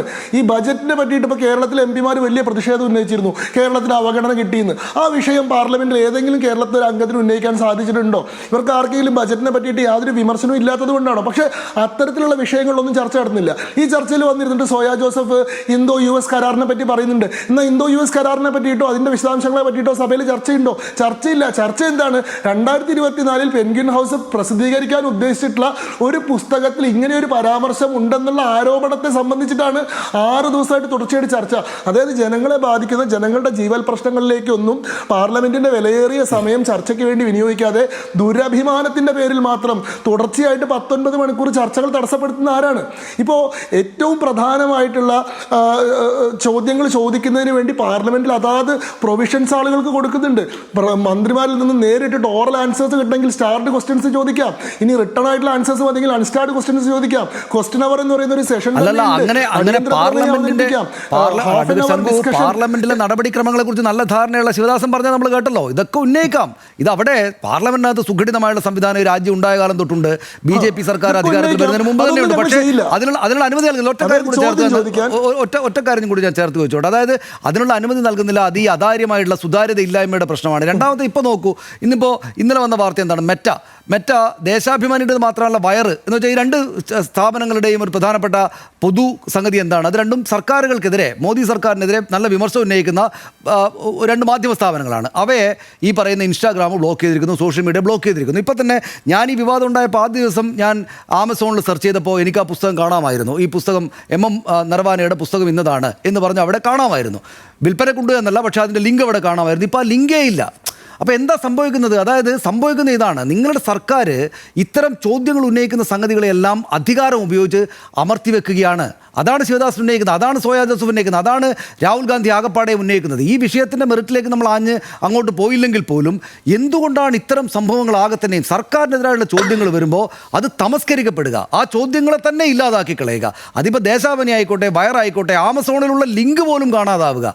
ഇത് എന്തുകൊണ്ടാണ് 2 വർഷമായിട്ടും ഈ പറയുന്നത് 2023 ഇതാ എൻ്റെ പുസ്തകം വരുന്നു എന്ന് പറഞ്ഞ് ലിങ്കിട്ട MM നരവാനയുടെ പുസ്തകത്തിന് ഇതുവരെ അനുമതി കൊടുക്കാത്തെന്ന ചോദ്യം സോയാ ജോസഫ് ചോദിക്കുന്നു. അപ്പോൾ ഇവർ വിമർശങ്ങൾക്ക് ഒരു തരത്തിലുള്ള സ്പേസും ഈ രാജ്യത്തില്ല എന്നത് അഡ്വക്കേറ്റ് ശങ്കുട്ടിദാസിനും അറിയാം, എനിക്കും അറിയാം, ഈ ചർച്ചയിരിക്കുന്ന ഡോക്ടർ ശിവദാസനും സോയാ ജോസഫിനും ഈ രാജ്യത്തെ ജനങ്ങൾക്കാകെ തന്നെയും അറിയാം എന്നതല്ലേ എന്നില്ല? നോക്കൂ, ഇത് നിങ്ങളുടെ അഭിപ്രായം നിങ്ങൾ രാജ്യത്തിൻ്റെ മുഴുവൻ ജനങ്ങളുടെ തലയിലും ദയവായിട്ട് കെട്ടിവെക്കരുത്. അങ്ങനെ ഒരു അഭിപ്രായം നിങ്ങൾക്കും സോയാ ജോസഫിനും ശിവദാസനും ഉണ്ടാവുമായിരിക്കും. എനിക്കോ രാജ്യത്തെ ബഹുഭൂരിപക്ഷം ജനങ്ങൾക്കോ അങ്ങനെ അഭിപ്രായം ഉണ്ടെങ്കിൽ തുടർച്ചയായിട്ട് 3-ാം തവണയും നരേന്ദ്രമോദിയുടെ സർക്കാർ അധികാരത്തിൽ വരില്ലല്ലോ. ഇവിടുത്തെ പ്രശ്നം എന്താണ്? സർക്കാർ ഏതെങ്കിലും കോയേഴ്സീവ് മെഷീൻ വർക്ക് ആർക്കെങ്കിലും എതിരെ എടുത്തിട്ടുണ്ടോ? ഇപ്പോൾ ദേശാഭിമാനി ആയിക്കോട്ടെ, അല്ലെങ്കിൽ കൈരളി ചാനലായിക്കോട്ടെ, മറ്റേതെങ്കിലും ചാനലായിക്കോട്ടെ, ഇവർക്കെതിരേക്ക് നിയമപരമായി നടപടിയെടുക്കാൻ കഴിയുന്ന സംവിധാനങ്ങൾ സർക്കാരിന് കീഴിലുണ്ട്. ആ സംവിധാനങ്ങളൊന്നും യാതൊരു തരത്തിലുള്ള ശിക്ഷാ നടപടികളോ യാതൊരു തരത്തിലുള്ള റെസ്ട്രിക്റ്റീവ് ആക്ഷൻസ് അവർക്ക് എതിരെടുത്തിട്ടില്ല. മിനിസ്ട്രി ഓഫ് ബ്രോഡ്കാസ്റ്റിംഗിന്റെ ഭാഗത്ത് എന്തെങ്കിലും സംഭവം ഉണ്ടായിട്ടുണ്ടോ? അല്ലെങ്കിൽ പ്രസ് കൗൺസിൽ ഓഫ് ഇന്ത്യയുടെ ഭാഗത്ത് എന്തെങ്കിലും നടപടി ഉണ്ടായിട്ടുണ്ടോ? മെറ്റ പോലെ, ട്വിറ്റർ പോലെയുള്ള സ്വകാര്യ ഓൺലൈൻ പ്ലാറ്റ്ഫോമുകൾ അവരുടെ കമ്മ്യൂണിറ്റി ഗൈഡ് ലൈൻസിനും അവരുടെ സ്റ്റാൻഡേർഡ്സിനനുസരിച്ച് എടുക്കുന്ന തീരുമാനങ്ങൾക്ക് സർക്കാർ മറുപടി പറയണമെന്ന് പറയുന്നതിൽ എന്ത് അടിസ്ഥാനമുള്ളത്? കുറേ കാലം മുമ്പ് ഇതേ സർക്കാരിനെതിരെ നിങ്ങൾ ഉന്നയിച്ചിരുന്ന വാദം ഈ മെറ്റയെയും ട്വിറ്ററിനെയും ഒന്നും നിലയ്ക്ക് നിർത്താൻ സർക്കാരിന് കഴിയുന്നില്ല. അമേരിക്കയിലൊക്കെ അവർ സർക്കാരുകൾക്ക് വിധേയമായി പ്രവർത്തിക്കുന്നുണ്ട്. ഇവിടെ പാർലമെന്ററി ബോർഡ് വിളിച്ചാൽ പോലും അവർ വരുന്നില്ല, ഇവരെ നിലയ്ക്ക് നിർത്താൻ പറ്റുന്നില്ല. ഇപ്പോൾ പറയുന്നു അവരുടെ ഏതെങ്കിലും പ്ലാറ്റ്ഫോമിലുള്ള ഐഡികൾ ഡീആക്ടിവേറ്റഡ് ആയി കഴിഞ്ഞാൽ ഇത് സർക്കാരിന് വേണ്ടി ചെയ്യുന്നതാണ്. സർക്കാരുമായിട്ട് ഏതെങ്കിലും നിലയിൽ റിലേറ്റഡ് ആയിട്ടുള്ള സർക്കാരിൻ്റെ ഒരു ഏജൻസി ഒന്നുമല്ല ഇത്തരത്തിലുള്ള സ്വകാര്യ പ്ലാറ്റ്ഫോമുകൾ. അവരുടെ കമ്മ്യൂണിറ്റി ഗൈഡ് ലൈൻസിനനുസരിച്ചിട്ടാണ് പ്രവർത്തിക്കുന്നത്. ഇവിടെ വിമർശനം ഉന്നയിക്കാൻ ഇത്രയേറെ സ്പേസ് ഉള്ള വേറെ ഏത് സ്ഥലമുള്ളത്? നോക്കൂ, ഓരോ ദിവസവും നമ്മുടെ ചർച്ചകൾ നരേന്ദ്രമോദി സർക്കാരിനെതിരെയും കേന്ദ്ര സർക്കാരിനെതിരെയും BJPയുടെ നയങ്ങൾക്കെതിരെയും തന്നെയല്ലേ? ഇത്രയും ലൗഡായിട്ട് നമ്മൾ നിരന്തരമായിട്ട് ചർച്ച നടത്തിക്കൊണ്ടിരിക്കുകയും എന്നിട്ട് ചർച്ച ചെയ്യാനുള്ള സ്പേസ് നമുക്കില്ല എന്ന് പറയുകയും ചെയ്യുന്നതിൻ്റെ അർത്ഥം എന്താണ്? നരേന്ദ്രമോദി വിമർശനം അല്ലെങ്കിൽ BJP വിമർശനം എന്ന് പറയുന്നത് ഏത് പാപത്തെയും കഴുകി കളയുന്ന ഗംഗയൊന്നുമല്ല. നിങ്ങൾ എന്ത് കൊള്ളരുതായ്മ ചെയ്തിട്ടുണ്ടെങ്കിലും നരേന്ദ്രമോദി സർക്കാരിന്റെ കൂട്ടത്തിൽ നിങ്ങൾ വിമർശിച്ചു കഴിഞ്ഞാൽ നിങ്ങളുടെ ബാക്കി എല്ലാ കുറ്റങ്ങളും ക്ഷമിക്കപ്പെടും. നിങ്ങൾക്കെതിരെ അഥവാ നിയമ നടപടി ഉണ്ടായാൽ പോലും അത് നരേന്ദ്രമോദിയെ വിമർശിച്ചതിന്റെ പേരിലാണെന്ന് പറഞ്ഞുകൊണ്ട് പൊതുസമൂഹത്തിന്റെ മുഴുവൻ പിന്തുണ നിങ്ങൾക്ക് കിട്ടും എന്ന് ധരിക്കുന്നതിൽ അർത്ഥമൊന്നുമില്ല. തെറ്റായിട്ടുള്ള വാർത്തകൾ, വ്യാജമായിട്ടുള്ള വാർത്തകൾ ആവർത്തിച്ച് കൊടുക്കുന്ന ആളുകൾക്കെതിരെ സ്വാഭാവികമായിട്ടും അതാത് പ്ലാറ്റ്ഫോമുകൾ നടപടിയെടുക്കുന്നുണ്ടാവും. ഫേക്ക് ന്യൂസ് പെഡലിങ്ങിൻ്റെ പേരിൽ, അല്ലെങ്കിൽ അൺഒതൻറ്റിക് ആയിട്ടുള്ള വാർത്തകൾ കൊടുക്കുന്നതിൻ്റെ പേരിൽ, അല്ലെങ്കിൽ പ്രോപ്പറായിട്ടുള്ള സോഴ്സസ് വോട്ട് ചെയ്യാത്തതിൻ്റെ പേരിലൊക്കെ ആ കമ്മ്യൂണിറ്റി ഉപയോഗിക്കുന്ന ആളുകൾ ഇതിനെ ഫ്ലാഗ് ചെയ്ത് കഴിഞ്ഞാൽ, നിരന്തരമായിട്ട് ഇവർക്കെതിരെ പരാതികൾ റേസ് ചെയ്ത് കഴിഞ്ഞാൽ അവരുടെ ഫാക്ട് ചെക്കിംഗ് ഉപാധികളിലൂടെ അത് പരിശോധിക്കുകയും അവരുടെ സ്റ്റാൻഡേർഡ്സ് കീപ്പ് ചെയ്യുന്നില്ലെന്ന് കണ്ടാൽ നടപടിയെടുക്കുകയും ചെയ്യും. ഇതൊന്നും സർക്കാരിൻ്റെ ഭാഗത്തുണ്ടായിട്ടില്ല. ഏതെങ്കിലും ഒരു സർക്കാർ ഏജൻസി ദേശാഭിമാനിക്ക് ഒരു നോട്ടീസെങ്കിലും അയച്ചിട്ടുണ്ടോ? ആവശ്യപ്പെട്ടിട്ടുണ്ടോ? നരേന്ദ്രമോദിനെ വിമർശിക്കുന്നു, അതിൻ്റെ പേരിൽ ഒരു ഒരു പിഴ ഈടാക്കുക എന്ന് പറഞ്ഞിട്ടുണ്ടോ? ഇവിടുത്തെ കേരളത്തിലെ 10 ന്യൂസ് ചാനലുകളെ 10 ചാനലുകളും എല്ലാ ദിവസവും വൈകുന്നേരം നരേന്ദ്രമോദിനെയും BJP സർക്കാരിനെ വിമർശിച്ചുകൊണ്ടിരിക്കുന്നത്. ആ ചർച്ചയിൽ BJP പ്രതിനിധികൾ വന്നിട്ട് തങ്ങൾക്ക് കിട്ടുന്ന സമയത്തിൽ തങ്ങളുടെ ഭാഗം വിശദീകരിക്കുന്നു എന്നല്ലാണ്ട് വിമർശനത്തെ അടിച്ചമർത്തുന്ന എന്ത് നടപടിയാണ് BJP സർക്കാരിൻ്റെ ഭാഗത്ത് ഉണ്ടായിട്ടുള്ളത്? ഇവിടുത്തെ പ്രശ്നം എന്താണെന്ന് വെച്ച് കഴിഞ്ഞാൽ, നിങ്ങൾക്ക് ജനങ്ങളെ ബാധിക്കുന്ന വളരെ പ്രധാനപ്പെട്ടിട്ടുള്ള രാഷ്ട്രീയ വിഷയങ്ങളൊന്നും ഉന്നയിക്കാൻ ഇല്ലാതെ വരുന്ന സമയത്ത് നിങ്ങൾ പ്രോപ്പറായിട്ട് നിങ്ങൾക്കുള്ള പാർലമെന്റിന്റെ പ്രൊവിഷൻസോ പ്രൊസീജിയേഴ്സോ പോലും ഉപയോഗിക്കാൻ നിങ്ങൾക്ക് അതിനുള്ള അവധാനതയോ അതിനുള്ള ക്ഷമയോ നിങ്ങൾക്കില്ലാത്ത സമയത്ത് നിങ്ങൾ വെറും എന്താ പറയുക ഇത്തരത്തിലുള്ള ടോക്കണിസങ്ങൾ കാണിച്ചിട്ട് ഇത്തരത്തിലുള്ള കേവലം റെട്ടോറിക് കൊണ്ട് മാത്രം ഞങ്ങൾ എന്തോ വലിയ ജനാധിപത്യ പ്രവർത്തനം നടത്തിക്കൊണ്ടിരിക്കുകയാണെന്ന് ആളുകളെ കബളിപ്പിക്കുകയാണ്. ഇത് ആളുകൾ വളരെ വൃത്തിയായി കാണുന്നുണ്ട്. നിങ്ങളുടെ സഖ്യകക്ഷികൾ പോലും ഇത് കാണുന്നുണ്ടെന്ന് ഞാൻ പറയുന്നത്. സംവിധാനത്തിൽ 118 ആളുകളെ മാത്രം ഒപ്പിടാൻ കിട്ടുന്നുള്ളൂ എന്ന് പറയുന്നതിന് നിങ്ങളുടെ ദൗർബല്യത്തെ കാണിക്കുന്നത്. താങ്കൾ ഉന്നയിച്ച പോയിന്റാണ്, ഞാൻ തിരിച്ചു വരാം. ഡോക്ടർ ശിവദാസൻ, അതിനകത്ത് അദ്ദേഹം പറഞ്ഞതിൽ ഒരു പോയിന്റ് ഉണ്ട്. അതായത് നരേന്ദ്രമോദി സർക്കാർ എല്ലാ ഭാഗത്തു നിന്നും വിമർശിക്കപ്പെടുന്നുണ്ട്, നമുക്ക് വിമർശനങ്ങൾ ഉന്നയിക്കാനുള്ള സാഹചര്യങ്ങളുണ്ട്. നമ്മളിപ്പോൾ ഇവിടെ ചർച്ച ചെയ്യുന്നത് തന്നെ ഇപ്പോൾ നമ്മൾ അത്തരം കാര്യങ്ങൾ പറഞ്ഞുകൊണ്ടാണ്. രാഹുൽ ഗാന്ധിക്ക് ഇതുവരെ പബ്ലിഷ് ചെയ്തിട്ടില്ല എന്ന് പബ്ലിഷർ തന്നെയും പറയുന്ന ഒരു പുസ്തകം എടുത്ത് ഉയർത്തിയിട്ട് പാർലമെന്റിനകത്ത് തന്നെയും ആ പോയിന്റ് ഉന്നയിക്കാനും ഇപ്പോൾ നാട്ടുകാർക്കാകെ തന്നെയും അറിയാം ഇപ്പോൾ എന്താണ് ആ പുസ്തകത്തിനകത്തുള്ള ഈ വിമർശപരമായിട്ടുള്ള പ്രശ്നം എന്ന്. അപ്പോൾ അതുകൊണ്ട് സ്വാഭാവികമായിട്ട് അതിനുള്ള അവസരം ഇവിടെ ഉണ്ടല്ലോ എന്ന് അഡ്വക്കേറ്റ് ശങ്കുട്ടിദാസിനെ ചോദിക്കുന്നതിനെ തള്ളിക്കളയാൻ പറ്റുന്നതല്ല. മറിച്ച് ഈ പാർലമെൻറ്റിനകത്തൊക്കെയുള്ള സുഘടിതമായിട്ടുള്ള സംവിധാനങ്ങളെ ഉപയോഗിക്കാൻ പറ്റാതെ, അതൊന്നും ഉപയോഗിക്കാതെ, ജനങ്ങളുടെ പ്രശ്നങ്ങൾ ഉന്നയിക്കാതെ നിങ്ങൾ ഈ പറയുന്ന റെട്രിക്ക് പറഞ്ഞ് നടക്കുകയാണ് എന്നാണ് അഡ്വക്കേറ്റ് ശങ്കുട്ടിദാസ് പറയുന്നത്. ഇതിൽ രാഹുൽ ഗാന്ധിയുടെയും പ്രിയങ്ക ഗാന്ധിയുടെയും ഒന്നും കാര്യത്തിലേക്ക് ഞാൻ പോകുന്നില്ല. അതവിടെ നിൽക്കട്ടെ. ഇവിടെ BJP സർക്കാരിനെതിരായിട്ട് വിമർശിക്കുന്ന ആളുകളുടെ അവസ്ഥ എന്താണെന്നുള്ളത് പ്രധാനപ്പെട്ട കാര്യമാണ്. ഗൗരി ലങ്കേഷ്, ധബോൽക്കർ, ഇവരുടെയൊക്കെ ജീവിതത്തെക്കുറിച്ചൊന്ന് നോക്കുക. 2 സ്റ്റാൻ സ്വാമി എന്തായിരുന്നു ജയിലിൽ അദ്ദേഹത്തെ എന്തൊരു കേസിനായിരുന്നു അറസ്റ്റ് ചെയ്ത് കൊണ്ടുപോയിട്ടത്? ആനന്ദ് തെൻഡുബ്ഡെ, പ്രബീർ പുർക്കായസ്ത, ഒരു മാധ്യമ സ്ഥാപനം നടത്തിയിട്ടുള്ള ആളാണ് പ്രബീർ പുർക്കായസ്ത. അദ്ദേഹത്തിൻ്റെ ചാനലാണ് കർഷക സമരത്തെക്കുറിച്ച് റിപ്പോർട്ട് ചെയ്തത്. അദ്ദേഹത്തെ അറസ്റ്റ് ചെയ്ത് ജയിലിലടച്ചിട്ട് എത്ര മാസമാണ് നിങ്ങൾ ജയിലിലിട്ടത്? എന്നിട്ട് അവസാനം കോടതി എന്താണ് പറഞ്ഞത്? അദ്ദേഹത്തിൻ്റെ മുകളിൽ കേസ് രജിസ്റ്റർ ചെയ്യുന്നതിന് പോലുള്ള തക്കതായിട്ടുള്ള കാരണം അറസ്റ്റ് ചെയ്ത് ജയിലിലടച്ച UAPAയുമായി ബന്ധപ്പെട്ട് കോടതി പറയുണ്ടായി. അദ്ദേഹത്തിൻ്റെ സ്ഥാപനത്തിൽ പ്രവർത്തിച്ചിട്ടുള്ള മുഴുവൻ ആളുകളെയും വീട് തെരഞ്ഞു പിടിച്ചാണ് അറസ്റ്റ് ചെയ്തിട്ടുള്ളത്. സകല ഡിവൈസുകളും കസ്റ്റഡിയിലെടുത്തു. ആ ഓഫീസ് പ്രവർത്തിക്കാൻ പറ്റാത്ത നിലയിലേക്ക് ഡൽഹി പോലീസിനെ ഉപയോഗപ്പെടുത്തിയിട്ട് നിങ്ങൾ മാറ്റി തീർത്തു. ഇതെല്ലാം ഈ നാട് കണ്ടതല്ലേ? അപ്പോൾ BJPക്കെതിരായി RSSനെതിരായി വിമർശിക്കുന്ന മനുഷ്യരെ ഭരണകൂടത്തിൻ്റെ എല്ലാ സംവിധാനങ്ങളും ഉപയോഗപ്പെടുത്തിക്കൊണ്ട് ക്രൂരമായി വേട്ടയാടുക എന്നുള്ളതാണ്. എന്തിനു പറയുന്നു? ഞാൻ നേരത്തെ പറഞ്ഞിട്ടുള്ള പരാമർശിച്ചുള്ള കാശ്മീരിലെ ഗവർണറായിട്ടുള്ള മനുഷ്യനുണ്ടായിട്ടുള്ള അനുഭവം എന്തായിരുന്നു? എത്രമേൽ അദ്ദേഹത്തെ വേട്ടയാടി. ഇനി പാർലമെന്റിന്റെ സ്ഥിതി, പാർലമെന്റിൽ ചോദ്യങ്ങൾ ചോദിച്ചാൽ എന്താ നിങ്ങൾ തരുന്ന ഉത്തരം? നോക്കൂ, ഞാൻ ചോദിച്ച ചോദ്യങ്ങൾ, ആ ഉത്തരത്തിന് നൽകിയിട്ടുള്ള മറുപടി: 1, electronics and information technology social media post നീക്കം ചെയ്യുന്നതിന് വേണ്ടിയുള്ള സംവിധാനങ്ങളെക്കുറിച്ച് ചോദിച്ചു. മറുപടി: രഹസ്യ സ്വഭാവമുള്ള കാര്യങ്ങളെക്കുറിച്ച് വിവരങ്ങൾ തേടരുത്. 2, ബഹുമാനപ്പെട്ട പ്രധാനമന്ത്രി അഭിസംബോധന ചെയ്തിട്ടുള്ള പത്രസമ്മേളനങ്ങളുമായി ബന്ധപ്പെട്ട വിവരങ്ങൾ ചോദിച്ചു. നിസാര കാര്യങ്ങളെക്കുറിച്ച് ചോദിക്കാൻ പാടില്ല. 3, BCCIയുടെ നികുതി ഇളവുകളെക്കുറിച്ച് ചോദിച്ചു. അപ്പോൾ പറഞ്ഞു, ഇന്ത്യയുടെ ഏതെങ്കിലും ഭാഗത്ത് അധികാരപരിധിയിലുള്ള ഒരു കോടതിയുടെ വിധിന്യായത്തിലുള്ള ഒരു വിഷയത്തിൽ വിവരങ്ങൾ തേടരുത്. 4, പ്രതിരോധം സായുധ സേനയിലെ ഒഴിവുകളെക്കുറിച്ചുള്ള തസ്തികകളെക്കുറിച്ചുള്ള വിവരങ്ങളെക്കുറിച്ചുള്ള ചോദ്യം. രഹസ്യകാര്യങ്ങളെക്കുറിച്ച് വിവരങ്ങൾ തേടരുത്. 5, സായുധ സേനയിലേക്കുള്ള പ്രതിരോധ നിയമനത്തെക്കുറിച്ചുള്ള ചോദ്യം. അപ്പോൾ പറഞ്ഞു, രഹസ്യകാര്യങ്ങളെക്കുറിച്ചുള്ള വിവരങ്ങൾ അന്വേഷിക്കാനേ പാടില്ല. 6, 260 ഒരു റാങ്ക് പെൻഷൻ പദ്ധതിയുടെ പ്രതിരോധ കുടിശ്ശിക രഹസ്യകാര്യങ്ങളെക്കുറിച്ചുള്ള അതിനെക്കുറിച്ച് പറഞ്ഞപ്പോൾ പറഞ്ഞു, രഹസ്യകാര്യങ്ങളെക്കുറിച്ചുള്ള വിവരങ്ങൾ തേടാൻ പാടില്ല. അദാനി ഗ്രൂപ്പിന് പൊതുമേഖലാ ബാങ്കുകൾ നൽകുന്ന ധനകാര്യ വായ്പകളെക്കുറിച്ചുള്ള ചോദ്യം. അത് പ്രകാരം തന്നിട്ടുള്ള മറുപടി ഇത് പ്രകാരം ഇന്ത്യയുടെ ഏതെങ്കിലും ഭാഗത്ത് അധികാര പരിധിയിലുള്ള കോടതിയുടെ പരിഗണനയിലുള്ള ഒരു വിഷയത്തെക്കുറിച്ചുള്ള ചോദ്യങ്ങൾ ആവശ്യപ്പെടാൻ പാടില്ല. പിന്നെ ഏത് കാര്യത്തെക്കുറിച്ചാണ് ഈ BJP ഭരിക്കുന്ന ഈ ഇന്ത്യ രാജ്യത്ത് പാർലമെൻറ്റിൽ ഞങ്ങൾ ചോദ്യങ്ങൾ ചോദിക്കുക? എന്തിനെക്കുറിച്ചാണ് ഞങ്ങൾ സംസാരിക്കുക? എഴുന്നേറ്റ് കഴിഞ്ഞാൽ അദാനിയെക്കുറിച്ച് അംബാനിയെക്കുറിച്ച് പേരുകൾ ഉപയോഗിക്കരുത് എന്നുള്ളതൊക്കെ നിങ്ങൾ പറഞ്ഞുകൊള്ളുക. പക്ഷേ അടിസ്ഥാന വിവരങ്ങൾ വെച്ച് സംസാരിക്കാൻ നോക്കുമ്പോൾ അത് അനുവദിക്കാതിരിക്കുന്ന സ്ഥിതി. ഏത് വിഷയത്തെക്കുറിച്ച് സംസാരിക്കുമ്പോഴും ആ വിഷയത്തെക്കുറിച്ച് സംസാരിക്കുന്നതിനായി റൂൾ നൽകുന്ന സംസാരിക്കാൻ സംഘടിതമായി ശ്രമിക്കുമ്പോൾ സസ്പെൻഡ് ചെയ്യുന്ന, ശരി, പാർലമെന്റ് അംഗങ്ങളെ പുറത്താക്കുന്ന ഒരു BJP ഭരണമാണ് ഇന്ത്യ രാജ്യത്ത് നിലവിലുള്ളത്.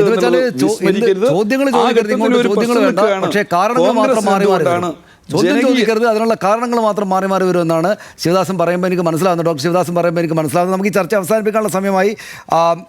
സോയ ജോസഫ്, താങ്കൾക്ക് അവസാനിപ്പിക്കാം. 2 മിനിറ്റുണ്ട് ബാക്കി. അല്ല, ഈ നേരത്തെ അദ്ദേഹം പാർലമെന്റിൽ നിൽക്കുന്ന ഒരു അംഗം തന്നെയാണ്. അദ്ദേഹം തന്നെ പറഞ്ഞു വെക്കുന്നുണ്ടല്ലോ എന്താണ് അവിടുത്തെ നിജസ്ഥിതി എന്നുള്ളത് പറഞ്ഞു വെക്കുന്നുണ്ടല്ലോ. അപ്പോൾ രാജ്യത്തിൻ്റെ ജനാധിപത്യമായിട്ടുള്ള സംവിധാനങ്ങളെ മുഴുവൻ അട്ടിമറിക്കാനുള്ള, അത് നമ്മളൊക്കെ ജനാധിപത്യത്തിൻ്റെ ഈറ്റില്ലമാണ് എന്ന് കരുതുന്ന പാർലമെന്റിൽ പോലും എന്തുകൊണ്ടാണ് രാഹുൽ ഗാന്ധി സംസാരിക്കട്ടെ എന്ന് ചിന്തിക്കാൻ എന്തുകൊണ്ടാണ് ഇവർക്ക് സാധിക്കാത്തത്? എന്തൊക്കെയാണ് പറഞ്ഞു വെക്കുന്നത്? ഏറെ അത് നോർത്ത് ഈസ്റ്റേൺ സംസ്ഥാനങ്ങളുമായിട്ട് കണക്ട് ചെയ്യുന്നു. അവിടുത്തെ ഒരു ഗോത്രവിഭാഗത്തിലെ സ്ത്രീകളുമായി ബന്ധപ്പെട്ട് കണക്ട് ചെയ്യുന്നു. മല്ലികാർജുൻ ഖാർഗെ അദ്ദേഹത്തോട് പറയുന്നത് നിങ്ങൾ അവിടെ ഇരുന്ന് സംസാരിക്കൂ എന്നാണ് അദ്ദേഹത്തോട് പറഞ്ഞു വെക്കുന്നത്. എന്താണ് 75 വയസ്സുള്ള നരേന്ദ്രമോദി 80 വയസ്സുകാരനായിട്ടുള്ള ഖാർഗെയോട് പറഞ്ഞു വെക്കുന്ന രീതികളാണ്. അപ്പോൾ ഇത്തരത്തിൽ ഒരു ജനാധിപത്യത്തിൻ്റെ മാന്യത പോലുമില്ലാതെ നമ്മളൊക്കെ ഏറ്റവും വലിയ ജനാധിപത്യ പ്രക്രിയയിലൂടെ തെരഞ്ഞെടുത്ത് വിടുന്ന ഈ രാജ്യത്തിൻ്റെ ഭരണകൂടം എന്ന് ഏറ്റവും ഔന്നിത്യത്തോടുകൂടെ നമ്മൾ പറഞ്ഞു വെക്കുന്ന നെഹ്റുവിനെ പോലെയുള്ള ഏറ്റവും ജനാധിപത്യത്തിലൊക്കെ വിശ്വസിച്ചിരുന്ന ഒരുപാട് പ്രധാനമന്ത്രിമാരിടുന്ന കസേരയിൽ ഇരുന്നു കൊണ്ട് ഇത്തരത്തിലുള്ള സംവിധാനങ്ങളെ അട്ടിമറിക്കാൻ നടത്തുന്ന ശ്രമങ്ങളെ വളരെ കൃത്യമായി തന്നെ നേരത്തെ CPM-ൻ്റെ പ്രതിനിധി പറഞ്ഞു വെച്ചിട്ടുള്ള കോൺഗ്രസ് ജനകീയ വിഷയങ്ങളിൽ ഇടപെടുന്നില്ല എന്നൊക്കെ പറഞ്ഞു വെക്കുന്നുണ്ടായിരുന്നു. അപ്പോൾ അത്തരം പ്രസ്താവനകൾക്കെതിരെയൊന്നും ഇപ്പോൾ സംസാരിക്കേണ്ടതില്ല. കാരണം അതിനേക്കാൾ ഗുരുതരമായിട്ടുള്ള വിഷയങ്ങൾ ഈ രാജ്യത്തെ സംബന്ധിച്ചിട്ടുണ്ട് എന്നുള്ളത് തന്നെയാണ് കോൺഗ്രസിൻ്റെ ബോധ്യം. അതെല്ലാ കാലത്തും പ്രതിപക്ഷ പാർട്ടികളെ മുഴുവൻ ഒരേ നിരയിൽ നിർത്താൻ എല്ലാ കാലഘട്ടത്തിലും ശ്രമിച്ചിട്ടുണ്ട്. അത് ഒരു സംവിധാനത്തെ, ഒരു രാജ്യത്തിൻ്റെ മുഴുവൻ ജനാധിപത്യ സംവിധാനങ്ങളെ അപകടത്തിലാക്കുമ്പോൾ അതിനെതിരെ ഒരുമിച്ച് നിൽക്കുക എന്ന് പറയുന്ന വലിയൊരു സംവിധാനത്തിലേക്കാണ് നമ്മൾ പോകേണ്ടത്. വളരെ നന്ദി സോയ ജോസഫ് ഈ ചർച്ചയിൽ പങ്കെടുത്തതിന്. അഡ്വക്കേറ്റ് ശങ്കുട്ടിദാസ് ഒരു തവണ കൂടെ അങ്ങോട്ട് വരണമെന്നുണ്ടായിരുന്നു, എൻ്റെ സമയം കടന്നു പോയതുകൊണ്ടാണ്. വളരെ നന്ദി ഈ ചർച്ചയിൽ പങ്കെടുത്തതിന്. ഡോക്ടർ വി ശിവദാസൻ MP ചർച്ച പാർലമെൻറ്റ് പരിസരത്ത് നിന്നാണെങ്കിലും അതിൻ്റെ തിരക്കുകളിൽ നിന്നാണെങ്കിലും ചർച്ചയിൽ പങ്കെടുത്തതിന് വളരെയധികം നന്ദി. ഇപ്പോൾ ഏതായാലും ഈ പറയുന്ന വിവാദം വരും ദിവസങ്ങളിലും വലിയ തോതിൽ തന്നെയായിരിക്കും മുന്നോട്ട് പോവുക എന്ന കാര്യത്തിൽ യാതൊരു സംശയമില്ല. പുസ്തകം പബ്ലിഷ് ചെയ്തിട്ടില്ല. പബ്ലിഷ് ചെയ്യപ്പെടാത്ത പുസ്തകം എങ്ങനെ രാജ്യത്തെ പ്രതിപക്ഷ നേതാവ് ഉയർത്തി കാണിച്ചു, അദ്ദേഹത്തിന് അത് എവിടെ നിന്നാണ് കിട്ടിയത് എന്നൊക്കെയുള്ള കാര്യങ്ങൾ ചർച്ച ചെയ്യപ്പെടും. പക്ഷേ അതിനകത്ത് ഏറ്റവും പ്രധാനപ്പെട്ട കാര്യം, ഈ ഗൽവാൻ സംഘർഷം നടക്കുമ്പോൾ രാഷ്ട്രീയ ഭരണ നേതൃത്വത്തിലുള്ള ആളുകൾ ഈ പട്ടാള മേധാവിയുടെ ചോദ്യത്തിന് എന്ത് ചെയ്യണം എന്ന നിർദ്ദേശം ചോദിക്കുമ്പോൾ അക്കാര്യത്തോട് മൗനം പാലിച്ചോ, അദ്ദേഹത്തിന് മതിയായിട്ടുള്ള മറുപടി ലഭിക്കാതിരുന്നോ, നൽകാതിരുന്നോ, എങ്കിലതെന്തുകൊണ്ടാണ് അങ്ങനെ ചെയ്യാതിരുന്നത്? അങ്ങനെയാണോ രാഷ്ട്രീയ ഭരണ നേതൃത്വങ്ങൾ പട്ടാള നേതൃത്വത്തോട് പ്രതികരിക്കേണ്ടത് എന്ന തരത്തിലുള്ള ചർച്ചകൾ സ്വാഭാവികമായിട്ടും ഇനി വരും ദിവസങ്ങളിലും ഉണ്ടാകും. അതാണ് ഇതിലെ ഏറ്റവും പ്രധാനപ്പെട്ട വിഷയം എന്നുകൂടെ നമ്മൾ കാണണം. മറ്റെല്ലാ രാഷ്ട്രീയ വിഷയങ്ങൾക്കും മേൽ രാജ്യ സുരക്ഷയെ സംബന്ധിച്ച ഈ ചോദ്യം അതീവ പ്രസക്തിയുള്ളതായിട്ട് നിൽക്കും എന്നതാണ് ഏറ്റവും പ്രധാനപ്പെട്ട കാര്യം. നമ്മുടെ ഈ ചർച്ച ഫയർ അവസാനിക്കുമ്പോൾ സോഷ്യൽ മീഡിയ വോട്ടിംഗ് ഇങ്ങനെയാണ്. നരവാനയുടെ പുസ്തകം രാഹുൽ ഗാന്ധിയോ കുറ്റക്കാരൻ എന്നതായിരുന്നു ഞങ്ങളുടെ ചോദ്യം. ഇപ്പോൾ അല്ല എന്ന് പറയുന്നവരുടെ ശതമാനക്കണക്ക് 55%. രാഹുൽ ഗാന്ധിക്ക് അനുകൂലമായിട്ട് 55% പേർ വോട്ട് ചെയ്തിരിക്കുന്നു. 21% പേർ അതെ എന്ന് അഭിപ്രായപ്പെട്ടിരിക്കുന്നു.